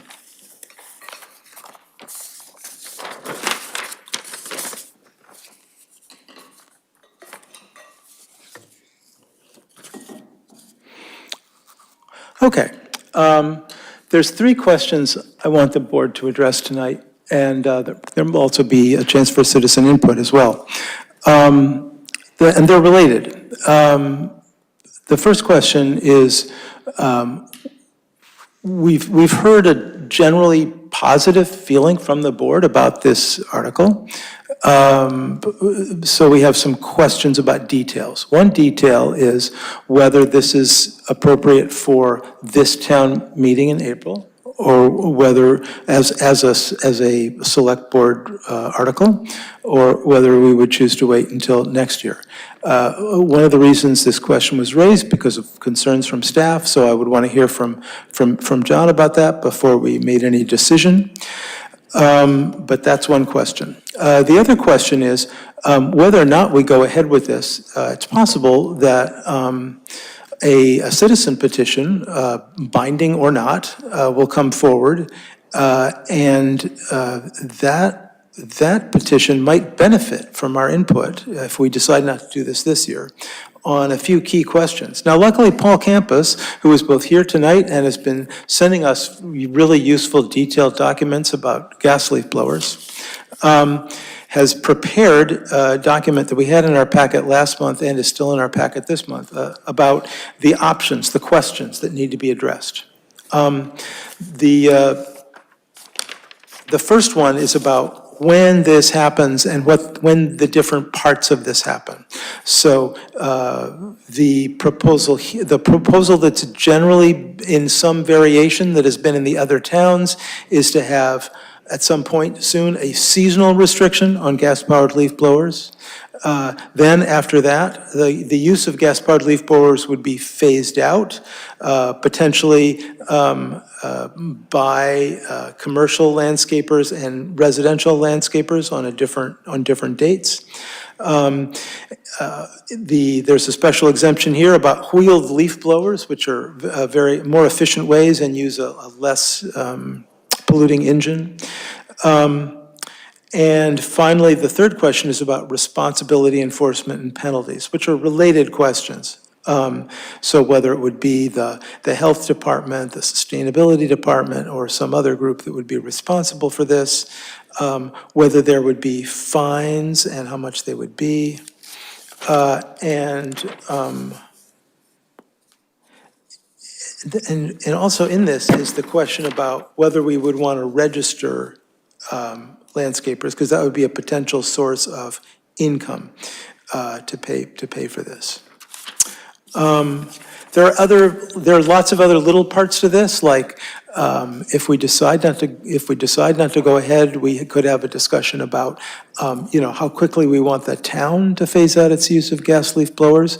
The argument is made here, I think relatively persuasively, that the sooner you stop using them, the sooner you're saving money, because electric leaf blowers are so much less expensive to operate than gas leaf blowers. So at a budget challenging year, this might be something we want to talk about. But my main focus tonight is those initial three questions about when the select board would like to go ahead with a warrant article, what timing. One timing is suggested here, which is to phase out leaf blowers starting in the seasonal restrictions in June of 2025. Then the actual phase out for commercial users would be June 1st, 2026, and the ban for residents would be June 2027. The proposal here is that we have a joint responsibility between the sustainability and health departments, and that we have violators fined up to $100 for the first violation and up to $200 for the second and each subsequent violation. So there might be, before we talk about the timing, I wanted to hear from John, if possible, on what you've heard from staff about the ability to, or recommendations about whether to have this be a select board warrant article this year or next. Thank you for the opportunity. I did meet with Paul earlier or I guess that was last year, to talk about the idea. I think it's a well thought out proposal in terms of how it would impact staff and the current challenges that we're facing with the budget and potential impacts it has on staffing. I'm a little bit uncertain as to how that additional workload would impact the folks that you're suggesting or has been suggested would oversee this program. We're also in the process of hiring a replacement for Cheryl Ball, who retired, and that hasn't been resolved yet. I know that when initially it was discussed with the health department when she was there, I don't know that the enforcement from them was something that she was in favor of. I obviously haven't talked to the new director yet because they haven't arrived. So it's really not a great time for me to weigh in on this. It's sort of a long-term goal in my mind, and that's how I've been approaching it. And from an internal standpoint, I'm happy to dig into it deeper. I apologize if I didn't do that for tonight. That's fine. I just wanted to give you a chance to pass on that perspective. Anyone have thoughts about any of those three questions? Dean? So I've got sort of a random assortment of questions and thoughts. I always favor the idea of education before we try to, compel people to do things. So I think, Paul has put together some tremendous informational packets. And if this doesn't go to town meeting, and we can discuss that later on, if this doesn't go to town meeting this year or next year or whenever, I think, a useful expenditure of some small amount of money would be to come up with some flyers using the information he's put together and circulate it not only to our residents, but also to folks that are in the industry of landscaping, and start to move some people voluntarily towards phasing out their gas-powered leaf blowers and going to electrics. That's one point. Second point, and a suggestion to the town manager, you look at the demographics of the folks that are commercial landscapers and the population that's represented there. I'm wondering if bringing in a really strong ban on leaf blowers is going to have a ripple effect on the landscapers and a ripple effect on the folks that are employed by those landscapers. And I think it's a worthwhile exercise for the DEI director to take a look at this to see if communities of color or the Hispanic community or the Brazilian community who do a great deal of the landscaping work in people's yards, are they going to be adversely impacted by this law? I think that's one of the key charges that we talked about with the DEI director and DEI commission, is to make sure that any law that we pass does not have any adverse effects on any of the identified populations to a different degree than what it's impacted on the rest of the population. So I think that I'd like to hear a report from either the DEI director or the commission as to what sort of impact this is going to have, because I know at least in my neighborhood, most of the folks who are doing landscaping are fairly recent immigrants, and they're not from Ireland. I mean, they're from the populations that are moving into the country, and they provide these great services. But I think it's important that we make sure that we're not going to impact them unduly. The next point that I've got is when you made the mention of the cost of running these gas-powered leaf blowers to the town and to the schools. My sense is that the numbers that Paul has come up with are overblown as far as the municipal and school side. I think the numbers that he came up with about how much gas is being used by these are might be good numbers for landscaping companies that are running these gas-powered leaf blowers 6 or 7 hours a day. But it's certainly been my experience firsthand and my observation since then, that's not the case. I think the savings in fuel would be much less on the municipal and school side.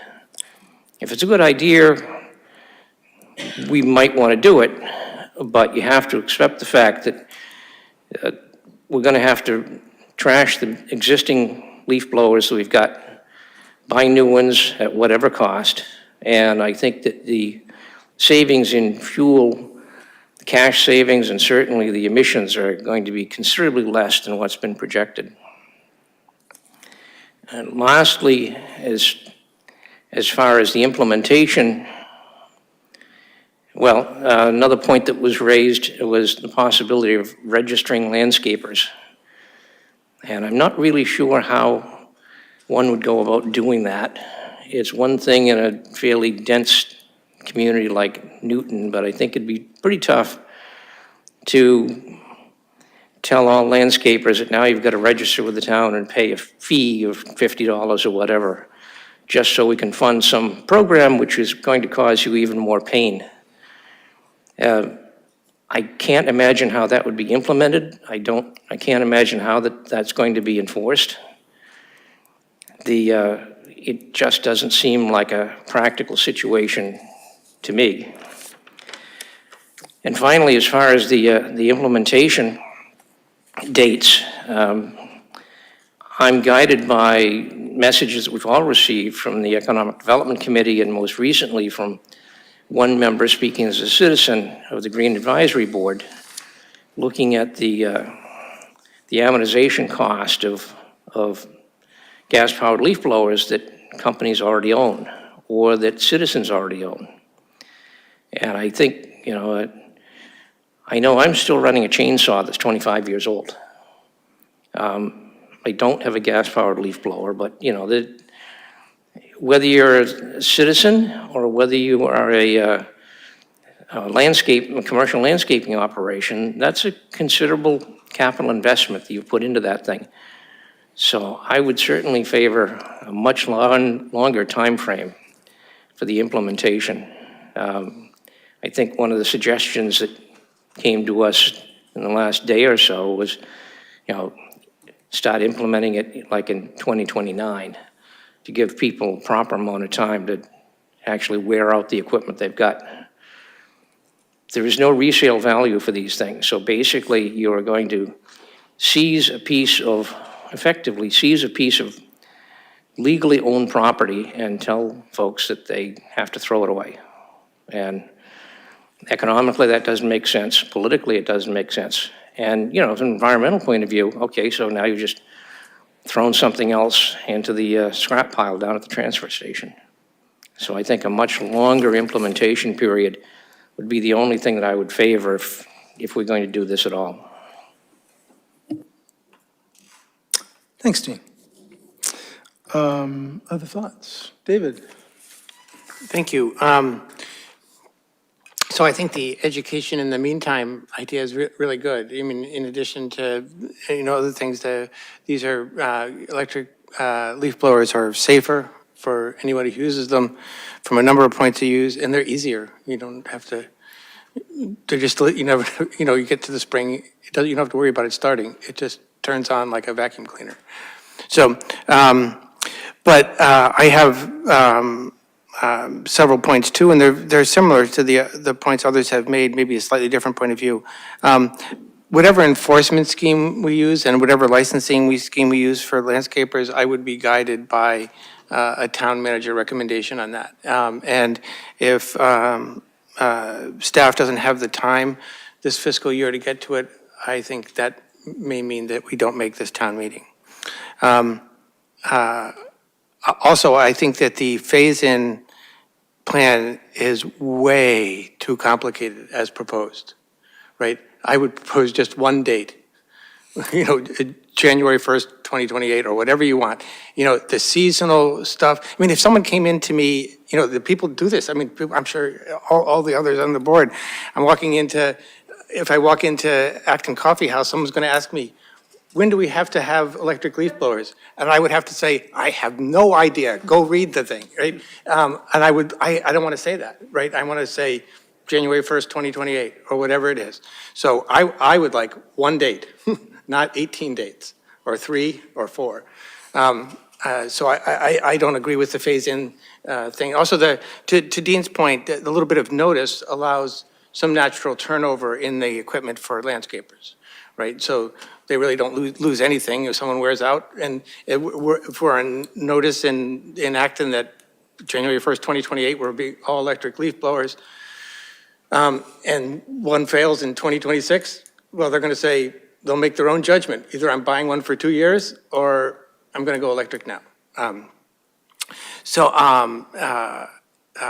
I guess those are my things. There's a lot to do to get it in this year's warrant, and it has to be right. As written here, if this was in a citizen's petition, I would oppose that. And I would prefer not to oppose this measure, but as written, I would oppose this at town meeting, right? So, it would have to be the perfect citizen's petition, I think, to gain support of this board and the finance committee. And since I think it's going to be difficult for us to do it in that time frame, I think it's even more difficult to have a citizen's petition do it in that time frame, an enforceable one. So, it could be a non-binding resolution asking that we go to all electric leaf blowers, and then so we can get a sense of the town. I would certainly not be opposed to that. But, and maybe that's to Dean's point of, education, rather than, just enforcement.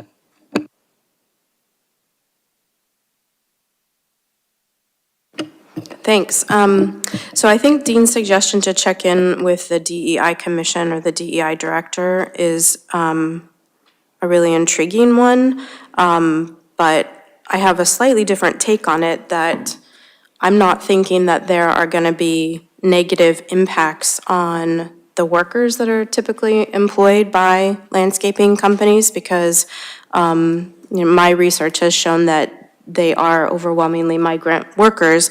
I don't think that what a landscaping company is going to do is fire their workers. I think they're going to charge more to their clients.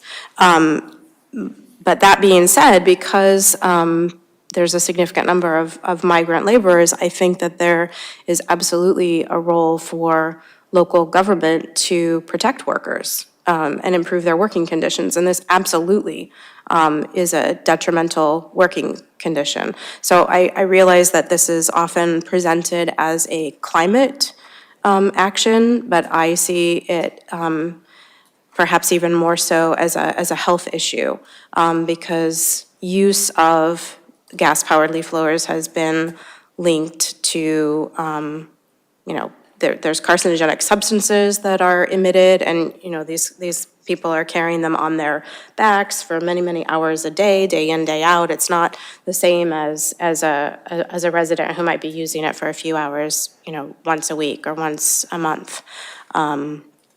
Heart disease and also respiratory issues like asthma attacks. So I think that this is absolutely something that we should bring so that we don't need to rely on a citizen's petition, although the non-binding resolution just to take action sometime in the future, I think is fine. I'm a little mystified by the process that we've followed. This is one of our short-term goals, and I was expecting it to be more similar to the polystyrene ban that the Green Advisory Board worked on, got the language, did the outreach, and then brought it to the board. Whereas here, this is being brought by a single proponent, and then we had some comments, and then the next meeting, we heard from the public, and then now we're talking about it again. So I think it could be a little bit more efficient and tightened up the process. I know that Paul's done a lot of outreach, taking it to the Board of Health and the Green Advisory Board and also the EDC. So that's been done, but I was expecting, some of the boards and committees to do more of the crafting of it and then bringing it to us, or having a select board member assigned to work on that, so that it's in a form that's more palatable and ready and doesn't rely so heavily on staff. It's the beginning of January, and I don't think we had any short-term goal to bring a firearm, bylaw to town meeting, and yet, that was turned around pretty quickly. And this is obviously a different year with many more challenges regarding the budget, but I think if we can rely on boards and committees to sort some of these things first, then it could be brought back to us in a better form. So I also agree with the timeline, the rollout. It needs to be just one date rather than seasonal restrictions first. And I do not understand, I know that some other towns have done it, but I don't understand why there would be a different year for enforcement for residents versus commercial landscapers. And in terms of a license or registration for landscaping companies to operate in town, I think that makes a lot of sense, because landscaping is, according to the CDC, one of the most dangerous careers. It's not leaf blowers, it's, falls, but certainly, licensing that happens, and a fee that can help pay for enforcement and also provide an opportunity for that education to happen makes a lot of sense to me.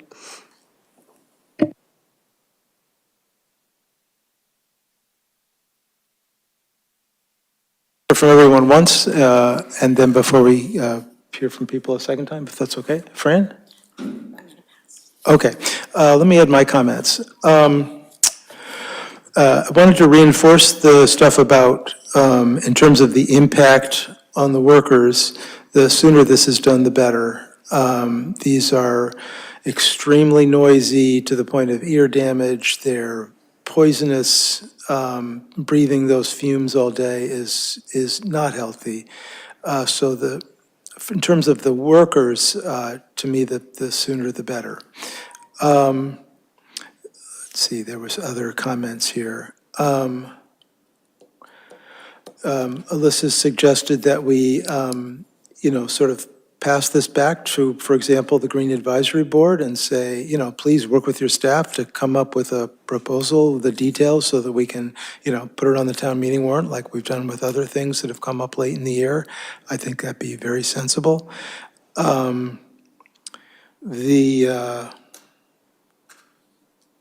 I think the reason for the later ban for residents rather than commercial, we might be able to hear from Paul on this in terms of its history from in other towns, but my understanding is that the commercial users are using those leaf blowers so intensely that they turn over rather quickly. So that a transition to electric leaf blowers, a sooner transition for commercial users makes more economic sense, because they're going to be throwing them, like you said, if they get rid of one and they know there's a deadline coming up, they're going to switch to electric. And the sooner they can do that with a lot less time, as opposed to someone who uses a leaf blower, a week out of the year and feels like they have this, couple $100 of investment, and maybe that thing will last a little longer if we give them more time. The other thing about the timeline for the spring and fall cleanup periods is that's the thing that people hold on to the strongest is, oh my God, my lawn is covered with leaves. I need a device to clean them, and I haven't invested in my electric leaf blower yet. So at least you can get rid of 6 months of the problem by saying you can't do it when it's the middle of summer. That creates an earlier pleasant oral environment for everybody who has to listen to these awful things. So I think this came out of out of the political process in the other towns. If we think we can do this with a more simple date, fine. Whatever comes out of the public process. I think that's all the notes I had. David, you want an additional comment?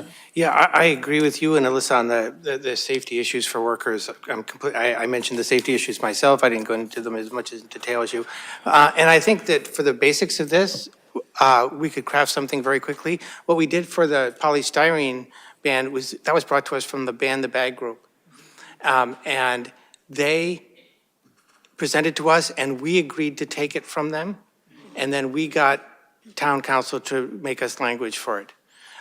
If we didn't, they would have created their own language and gone to town meeting with a citizens petition, but they wanted us to take it because they felt it had a better chance of passing if we took it. So that didn't come from the Green Advisory Board, that came from the Ban the Bag group.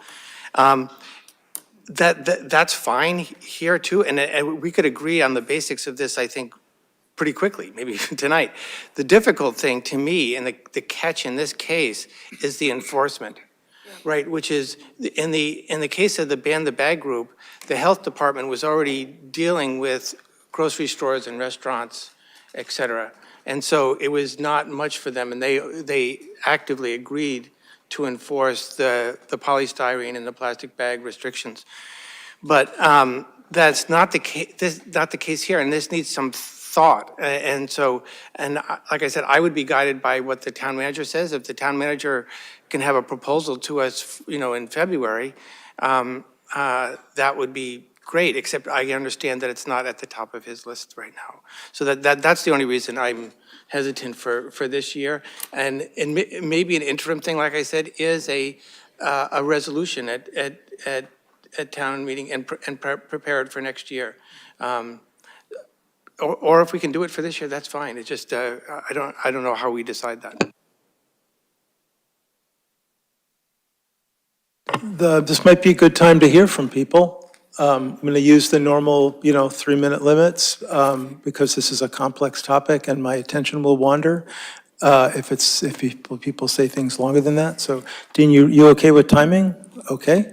And we've got a number of people in the audience that have stayed up late in order to speak to this. So let's and people online, I see, yes, as well. So let's hear. All right, to start again, I got a question. Do restaurants pay for their inspections? So is there a fee to enforce for restaurants and hairdressers and everybody else? John? Yes, most the licenses there's several licenses that they have to Thank you. pay for. All right, so I love the idea of the town crafting. I believe the Ban the Bag brought sample language forward. I love the idea of the one date. I don't agree that it's a seizure. The town, the state, other places, towns, they inspect cars and then they're suddenly junk because they don't pass the inspection. That's not considered a seizure. I believe that I want you to consider a residential exemption whereby people can provide receipts to keep their old thing, because often, yeah, okay, it's greener to use the other one, but if you already have this one, then the embodied materials to create the new one, so just something to consider. I love the idea that I actually heard this board talk about protecting workers, and I want you to keep that in mind, how powerful that is, and consider passing a living wage ordinance, bylaw here in Acton. I think it'd be really exciting. I love that Alyssa brought up the fact that it won't be the workers that pay, it'll be the customers that pay, that can afford to pay for lawn service.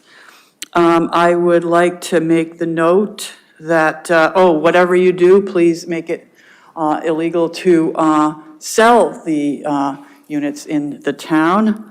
I love that Dean brought up racism and brought up DEI and brought up but I am unfortunately disappointed that it seemed to be to support his previously position, which was the business-oriented, and then, by the way, we might as well use the DEI to try and stop the thing for business reasons. So I would like in the future for people to only refer to racism when they are trying to serve the people first. I think I might be done. Holy smokes, could I really no, the non-binding thing, yeah. Please have a non-binding thing ready to go just in case. And I would, and you could actually have a binding one. I don't know that for sure, but you could make it illegal for the municipality and the schools to use them as a first step if these guys don't take this on, which I hope they do. Thank you very much. Thank you, Tara.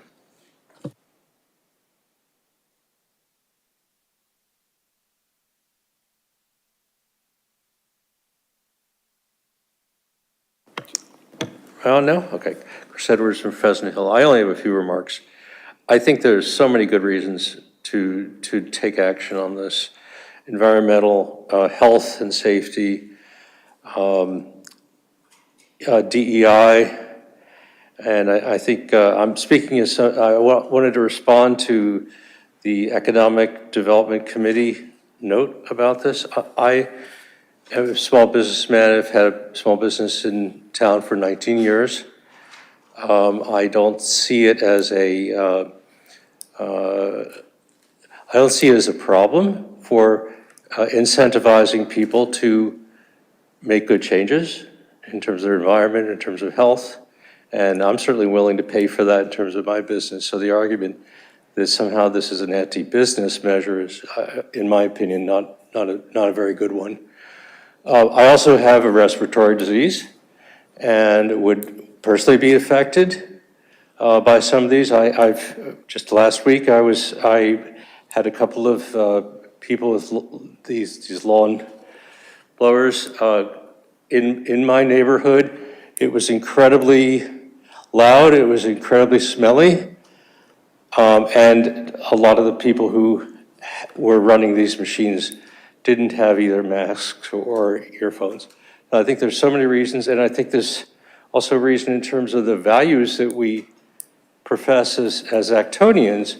I don't know about you, but I came to this community partly because of the educational system and just the honoring of children and families. And I think that given that this is a technology that can do harm for children, as well as doing harm for the environment, which we are in an emergency, I think this is something that we have to consider very seriously and not postpone it any longer. Thank you so much. Chris, you mentioned the economic, it's okay, I just wanted to, this was a segue to the next thing.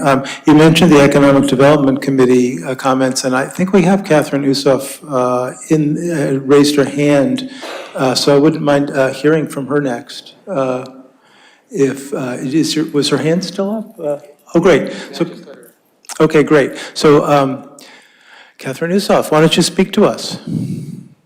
Okay, so I think Dean made some of the points that we wanted to make, and I would say the EDC position does not really, we're not debating, the value in terms of environment and health, but just our objection to going to legislation first rather than incentivizing, supporting, and as Dean said, educating businesses.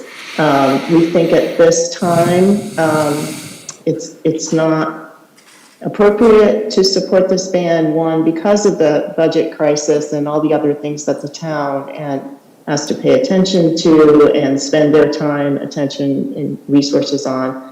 And the other is that the market is moving in the direction of going all electric, with Home Depot saying that they're aiming to have more than 85% of all their lawn equipment sales be battery operated by the end of 2028, and California banning the sale of gas-powered lawn equipment, which will have a large impact on manufacturers when that large consumer market is banning gas-powered leaf blowers. So again, we just are opposing the article, and we urge the select board not to support it. I have another point as a citizen. Could I make that now? It wasn't something that the EDC voted on. Dean, how much time is left? You got a minute, Catherine. You've switched hats. Okay, so just as a citizen, I would like to remove the restriction on the push leaf blowers. It doesn't make sense to me to put some acreage associated with that. That seems to be somewhat arbitrary, and I think just removing that aspect would make it cleaner if it does go forward.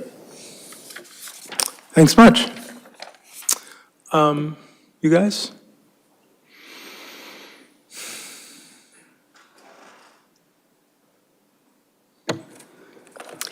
Hi, I'm Carolyn Davis, Brewster Lane. I am fairly new to Acton, but I know that Acton declared a climate emergency more than 3 years ago. And I know a lot of progress has been made by the town, but I think we can all agree we're still in a climate emergency. The gas leaf blower ban is an opportunity to reduce a significant amount of carbon dioxide. It also produces a nice side effect, as Alyssa pointed out, of better health for all residents by reducing air pollution and noise levels, and especially for the town employees who use the leaf blowers and the landscape workers who are most susceptible to hearing damage and lung issues. We know it will be a difficult change for landscape companies. Change is always hard. But we also have successful business models of companies who use electric equipment. And the entire lawn care industry is moving towards electric. That's true. And this bylaw gives the landscape companies years to make the transition. And also, because the bylaw will take several years before it goes into effect, I urge you to do it as soon as possible. Thanks much.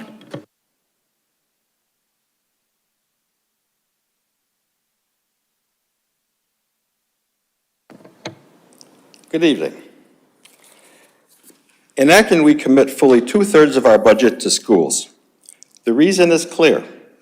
Education creates opportunity, and we want our children to have many opportunities for meaningful, successful, joyful lives.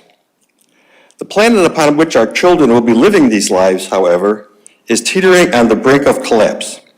2023 was by far the hottest year in history. 2024 is going to be even hotter. The symptoms are abundant, the implications are severe. Concord resident Henry David Thoreau wrote almost 200 years ago, "What's the use of a house if you haven't got a tolerable planet to put it on?"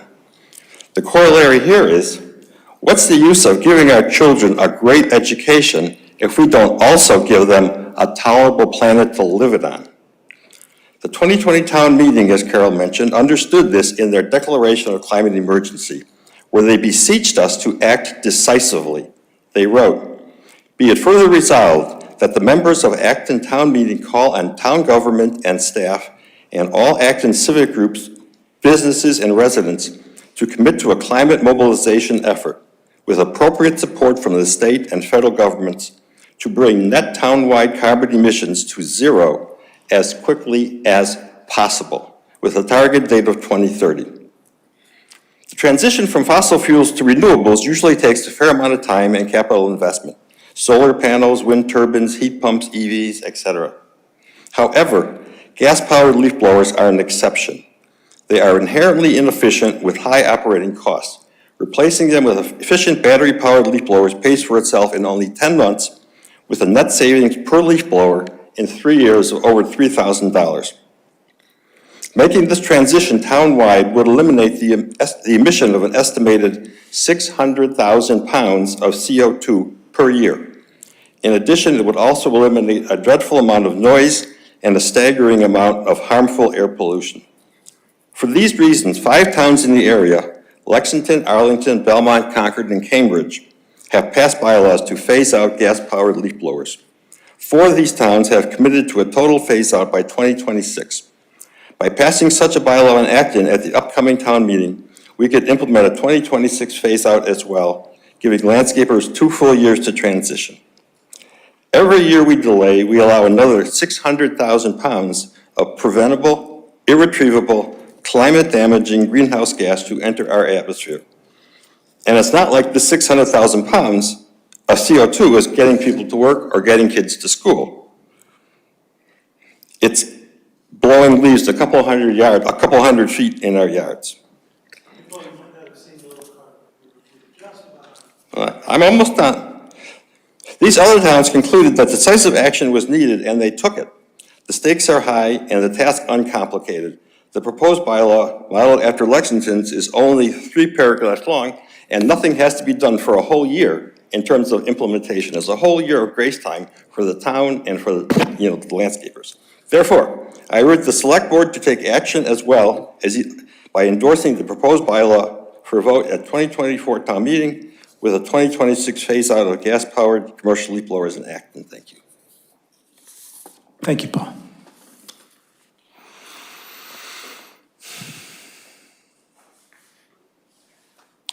I'm kind of looking around and sort of remembering what various people said and trying to develop a sense of how to proceed. Has someone already got a sense of how to proceed? Alyssa? Thanks. I actually had a couple comments before we went to citizens, residents' comments that I just wanted to add.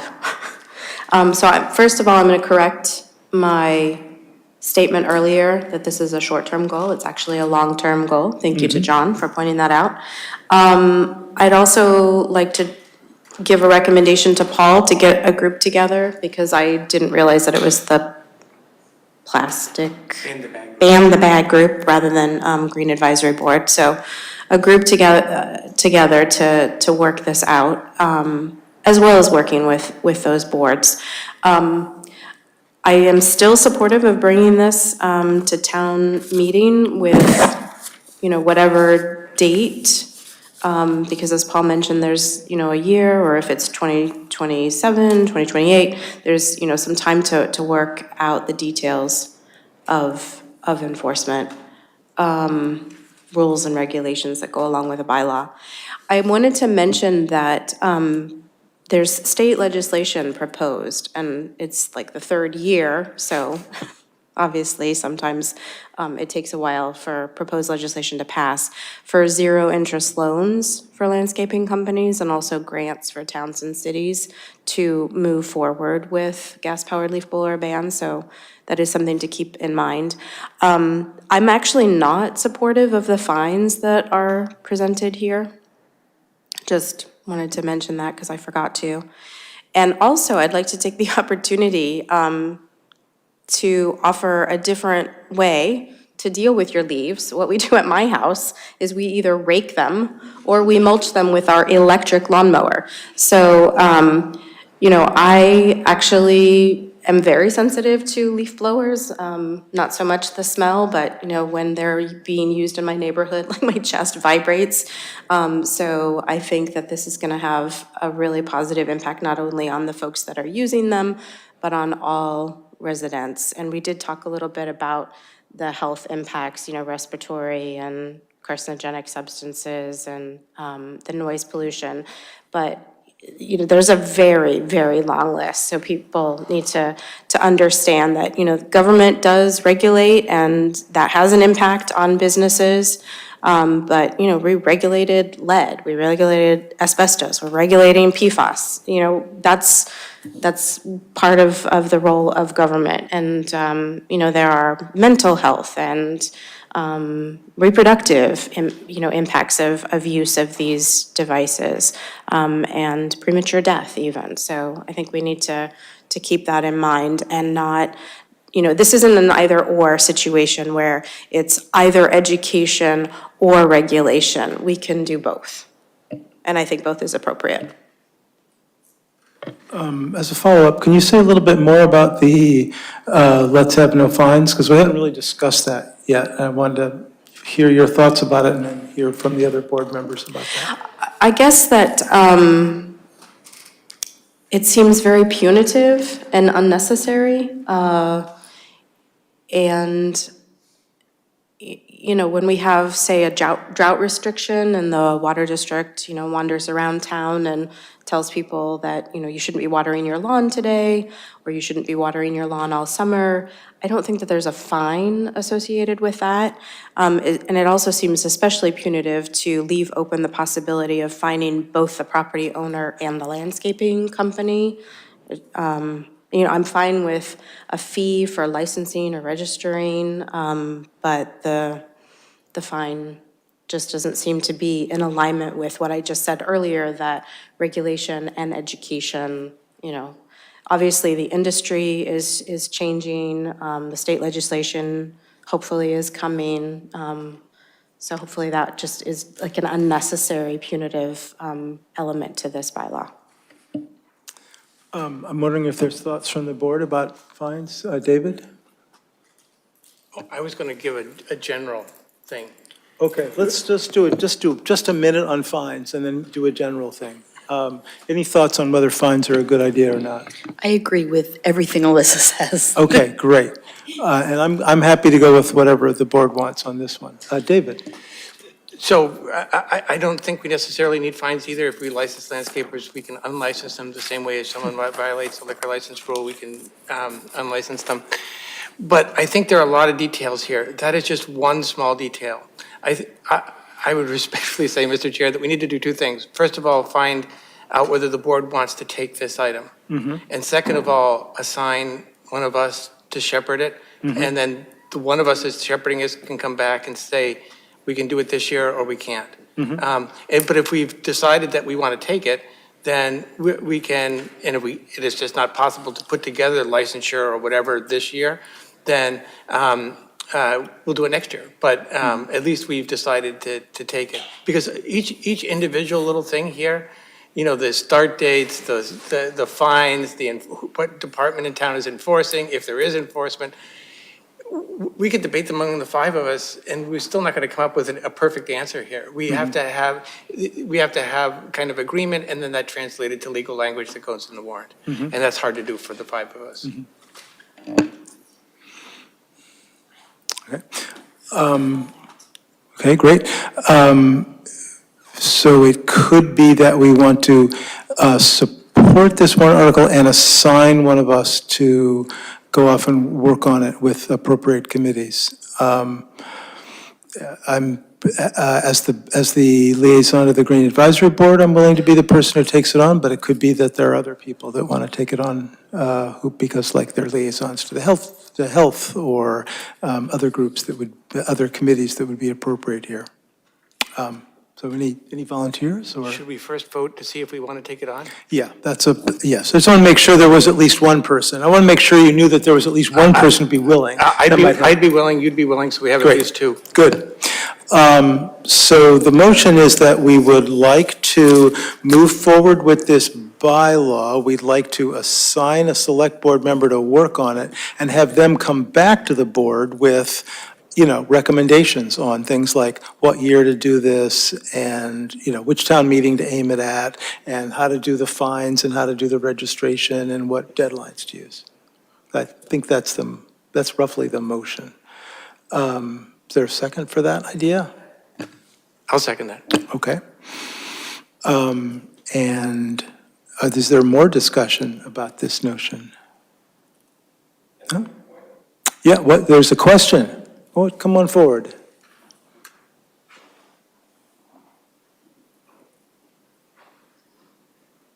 So as I mentioned before, the bylaw takes no effect until June 1st, 2025. So the town has quite a bit of time to get, in the bylaw, you don't have to say exactly how you're going to do it. You just say like the health department or the police department. You don't have to say how you're going to enforce it. All you have to do is say who's responsible for it.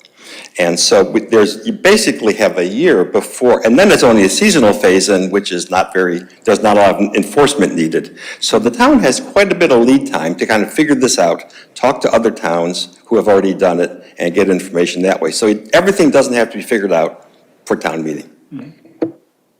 Yes. I sense that if we were to move forward with this quickly, we would want a kind of minimal bylaw with the understanding that, regulations and details might have to come later. So we have a motion, and did we get a second? I'm getting confused. I seconded. Okay, great. Any other comments or questions before we vote on supporting this and assigning somebody? Alyssa? The one comment that I wanted to make was I completely agree with Catherine's suggestion that the acreage is arbitrary, and that they're just allowed, no matter what size your property is, for the push blowers. Okay, that's as a final comment, then we can work on the details. So let's first do the part about whether we would support moving forward with this and assigning a select board member to come back with details. All those in favor, please say aye or yes. Aye. Aye. That's unanimous, thank you. Now we should, is that right? Was that unanimous? Yes, okay. Now we should find someone. We've got at least 2 volunteers. Are there other volunteers besides David or I who'd be willing to work on this? So let's see, let's talk about pros and cons. David? I mean, you can decide. I'm Okay. volunteering. Okay. If you want to do it as Green Advisory Board liaison, that's also fine. Okay, yeah, sure, I'm not busy enough. Alyssa? I'm going to suggest that David do this, because I think he worked really closely with staff on the firearms business and seems to be familiar, obviously you are as well, with the Ban the Bag group, and he's not chair. This is a strong argument in favor of having David do it. So yeah, I can introduce you to all those Green Advisory Board people if you decide to work through the Green Advisory Board, or you might just be meeting with Paul or the Green Acton Energy Committee, or whatever you decide. I'm sure I Come can back. show up at a meeting and talk to them. Yes, exactly. And I guess I would say in terms of timeline, proponents need to decide whether to put in their own, binding or non-binding petitions sometime before February 22nd. So coming back before then would be great. Does that seem like a doable deadline? I'll try. You know, so some of these things, like, I'll try, right? You know, if the tendency is that we need licensure for the businesses, then I don't know what that involves, right? So I'm going to have to learn that. So, but I'll try. I can certainly report back. Yeah, Before good. We'll get progress notes before then. And David's email is public, so anyone can ask him any questions at any time. Great, thank you. David is the guy. Any final comments or questions before we move on to the next agenda item? Thanks for finding another unanimous way forward. Appreciate that. Okay, now we're going to do the agenda item called Approval of Changes to the Agricultural Commission Charter. And this comes from Fran and the AgCom, and there's a single page that has both the proposed charter and the proposed charter and the old charter, so it's a relatively simple change. You want to talk to us about it, Fran? So I'm the liaison to the AgCom, and they are wanting me to bring this forward tonight in hopes to have us agree to have the charter changed. And I think the motivation behind it is to allow folks who farm in Acton, who don't reside in Acton, to become a member of the AgCom. And I know that from the new proposed wording, I think takes care of the vote being majorly residents. And the two associate member positions would be filled by non-residents. So what else? I think that's really it. I know that EDC has some members on its committee who are, business owners in town. Yeah, we've certainly done this with other committees. The Land Stewardship Committee, we changed because there are people who are wonderful land stewards who live like right near Acton, right near one of our conservation lands. And it made sense. And they're also associates. Any questions or comments about this proposed change? Alyssa and then David? So I think this makes a lot of sense, especially folks that actively farm in Acton. And I am definitely not uncomfortable, given that they are going to be associate members or just promoted to reach a quorum, and that the vote only occurs when a majority of the quorum are residents. But when I first read, employed in an agricultural related field, knowledge of agricultural practices, I thought, is there any potential for nefarious, infiltration of an Acton board? But this is a advisory committee. There are not votes that they're taking that would make any changes. So can you just speak to why it could be, why this was included, why those two, folks that just have knowledge of agriculture were? That is just reflective. I think that was reflective of the members who are at our old charge. Okay. Right? Got it, thank you. Yep. David? So I think I agree with the sentiment here, and maybe my problem or issue is the same as what Alyssa was saying. I'm uncomfortable with that says that associate members may be non-resident and must actively farm in Acton or be employed in an agriculture-related field, et cetera. So they can farm in Acton or they can work in Texas in an agriculturally related field.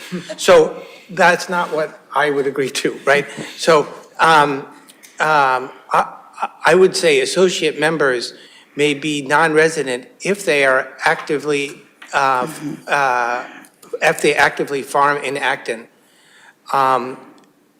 or are employed by an Acton-based agriculture-related business, period. And then that's the end of that sentence. Or people that are knowledgeable in agricultural practices. So I think in general, it's important that our advisory committees be Acton residents. I understand why the difference here, but to have the last part of that sentence with an or, where it says, or people with knowledge of agricultural practices, so we can employ any non-resident that has knowledge of agricultural practices, that's not what I would like to vote for. I would propose that this read, associate members may be non-residents if they actively farm in Acton or are employed by an Acton-based agriculture-related business, period. That's the end of that sentence. David's suggesting a change to your proposed new charter. Is it making sense to you? Do you have more questions about it? Okay. Are you okay with that change? I am definitely okay with that. Okay, so we're developing an alternative, slightly alternative version of this. So it sounds like if there's a motion, it would be to accept the new charter as amended. Let's pretend I made that motion. Is there a second, and then we can have some more discussion about it? I'll second that. Okay, so some comments perhaps from the audience.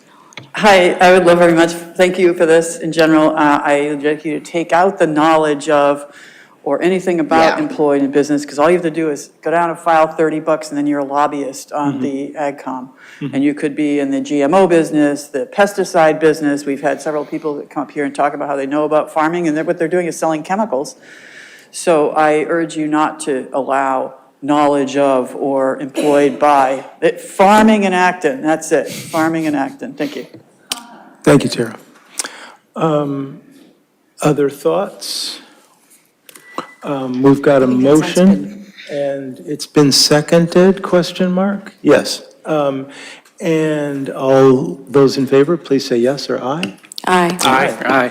That's unanimous. So you got a slightly modified new charter to take back to the AgCom, and the lobbyists will just have to wait. Thank you. Yeah. Yeah.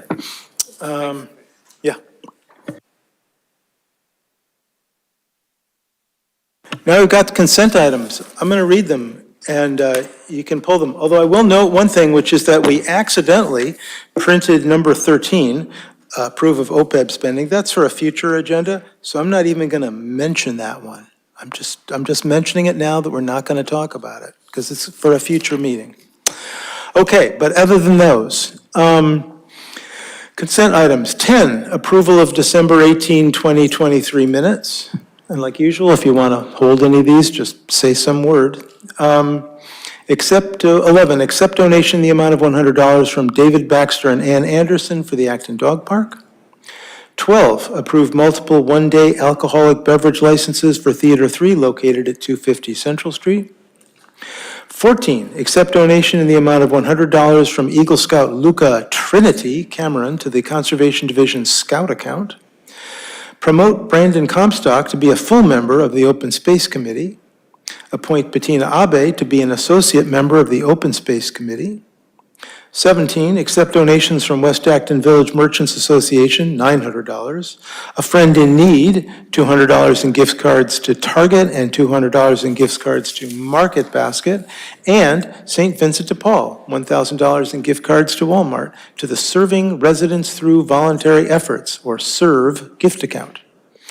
Approval of reserved parking rates for both Maple Street lots and Jonesfield lot through March 31st, 2024. 19, appoint Kailani Krishnan as an at-large member to the Human Services Committee with a term to end June 30th, 2026. Asterisk. I assume the asterisk is meaningless in the agenda?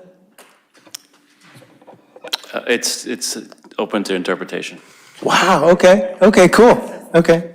I like that. I'm sorry, I'm kidding, Okay. It's a typo. There's some secret third page that says what the asterisk means. Okay, so those are the items. None got held, so if someone wants to construct a motion about all those, that would be great. David?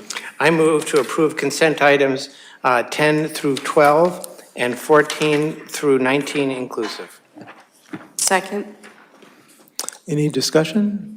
No. I would just note that Kalyani is spelled Kalyani. Just a transposition of the Y and the L. Oh, yeah, thank you. Yeah. So let's amend it to appoint that person whose name is actually spelled correctly, Kalyani? Is that right? Lani, Kalyani. Yes, okay. I move the corrected spelling. Okay, Second. okay.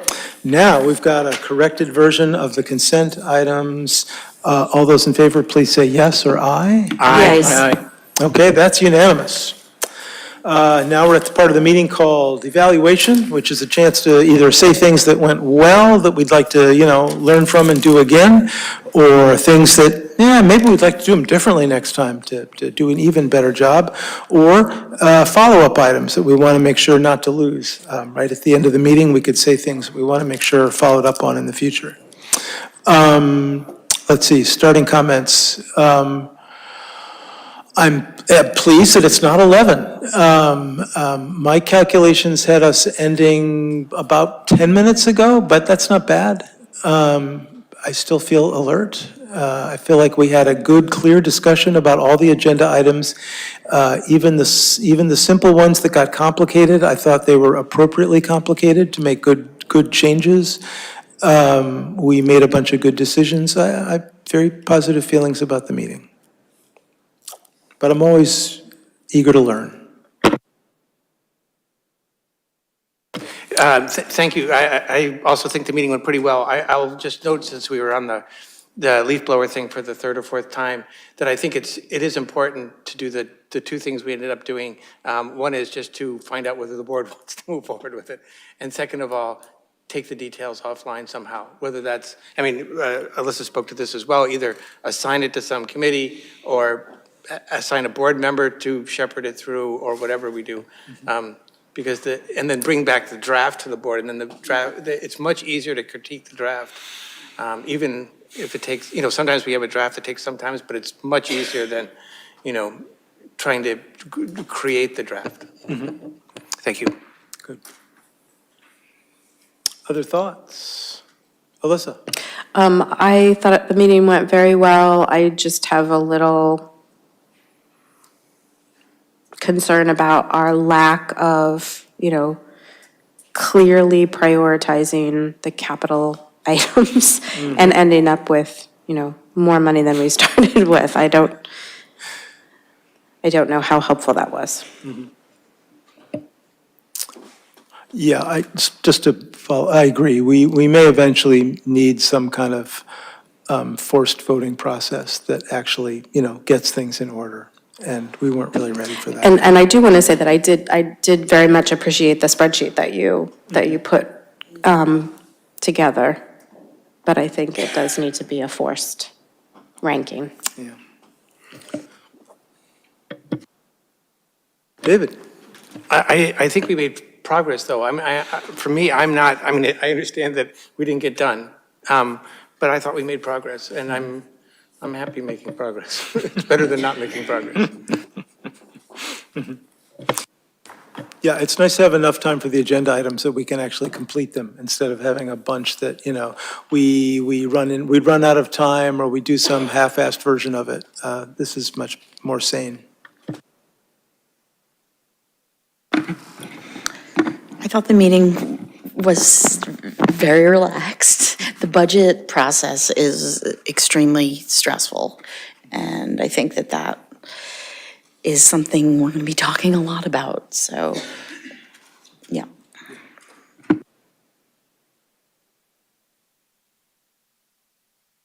Time for a motion to adjourn.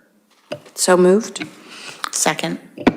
All those in favor, please say yes or aye. Aye. Aye. Okay, that's unanimous. We're done. Thank you, everybody.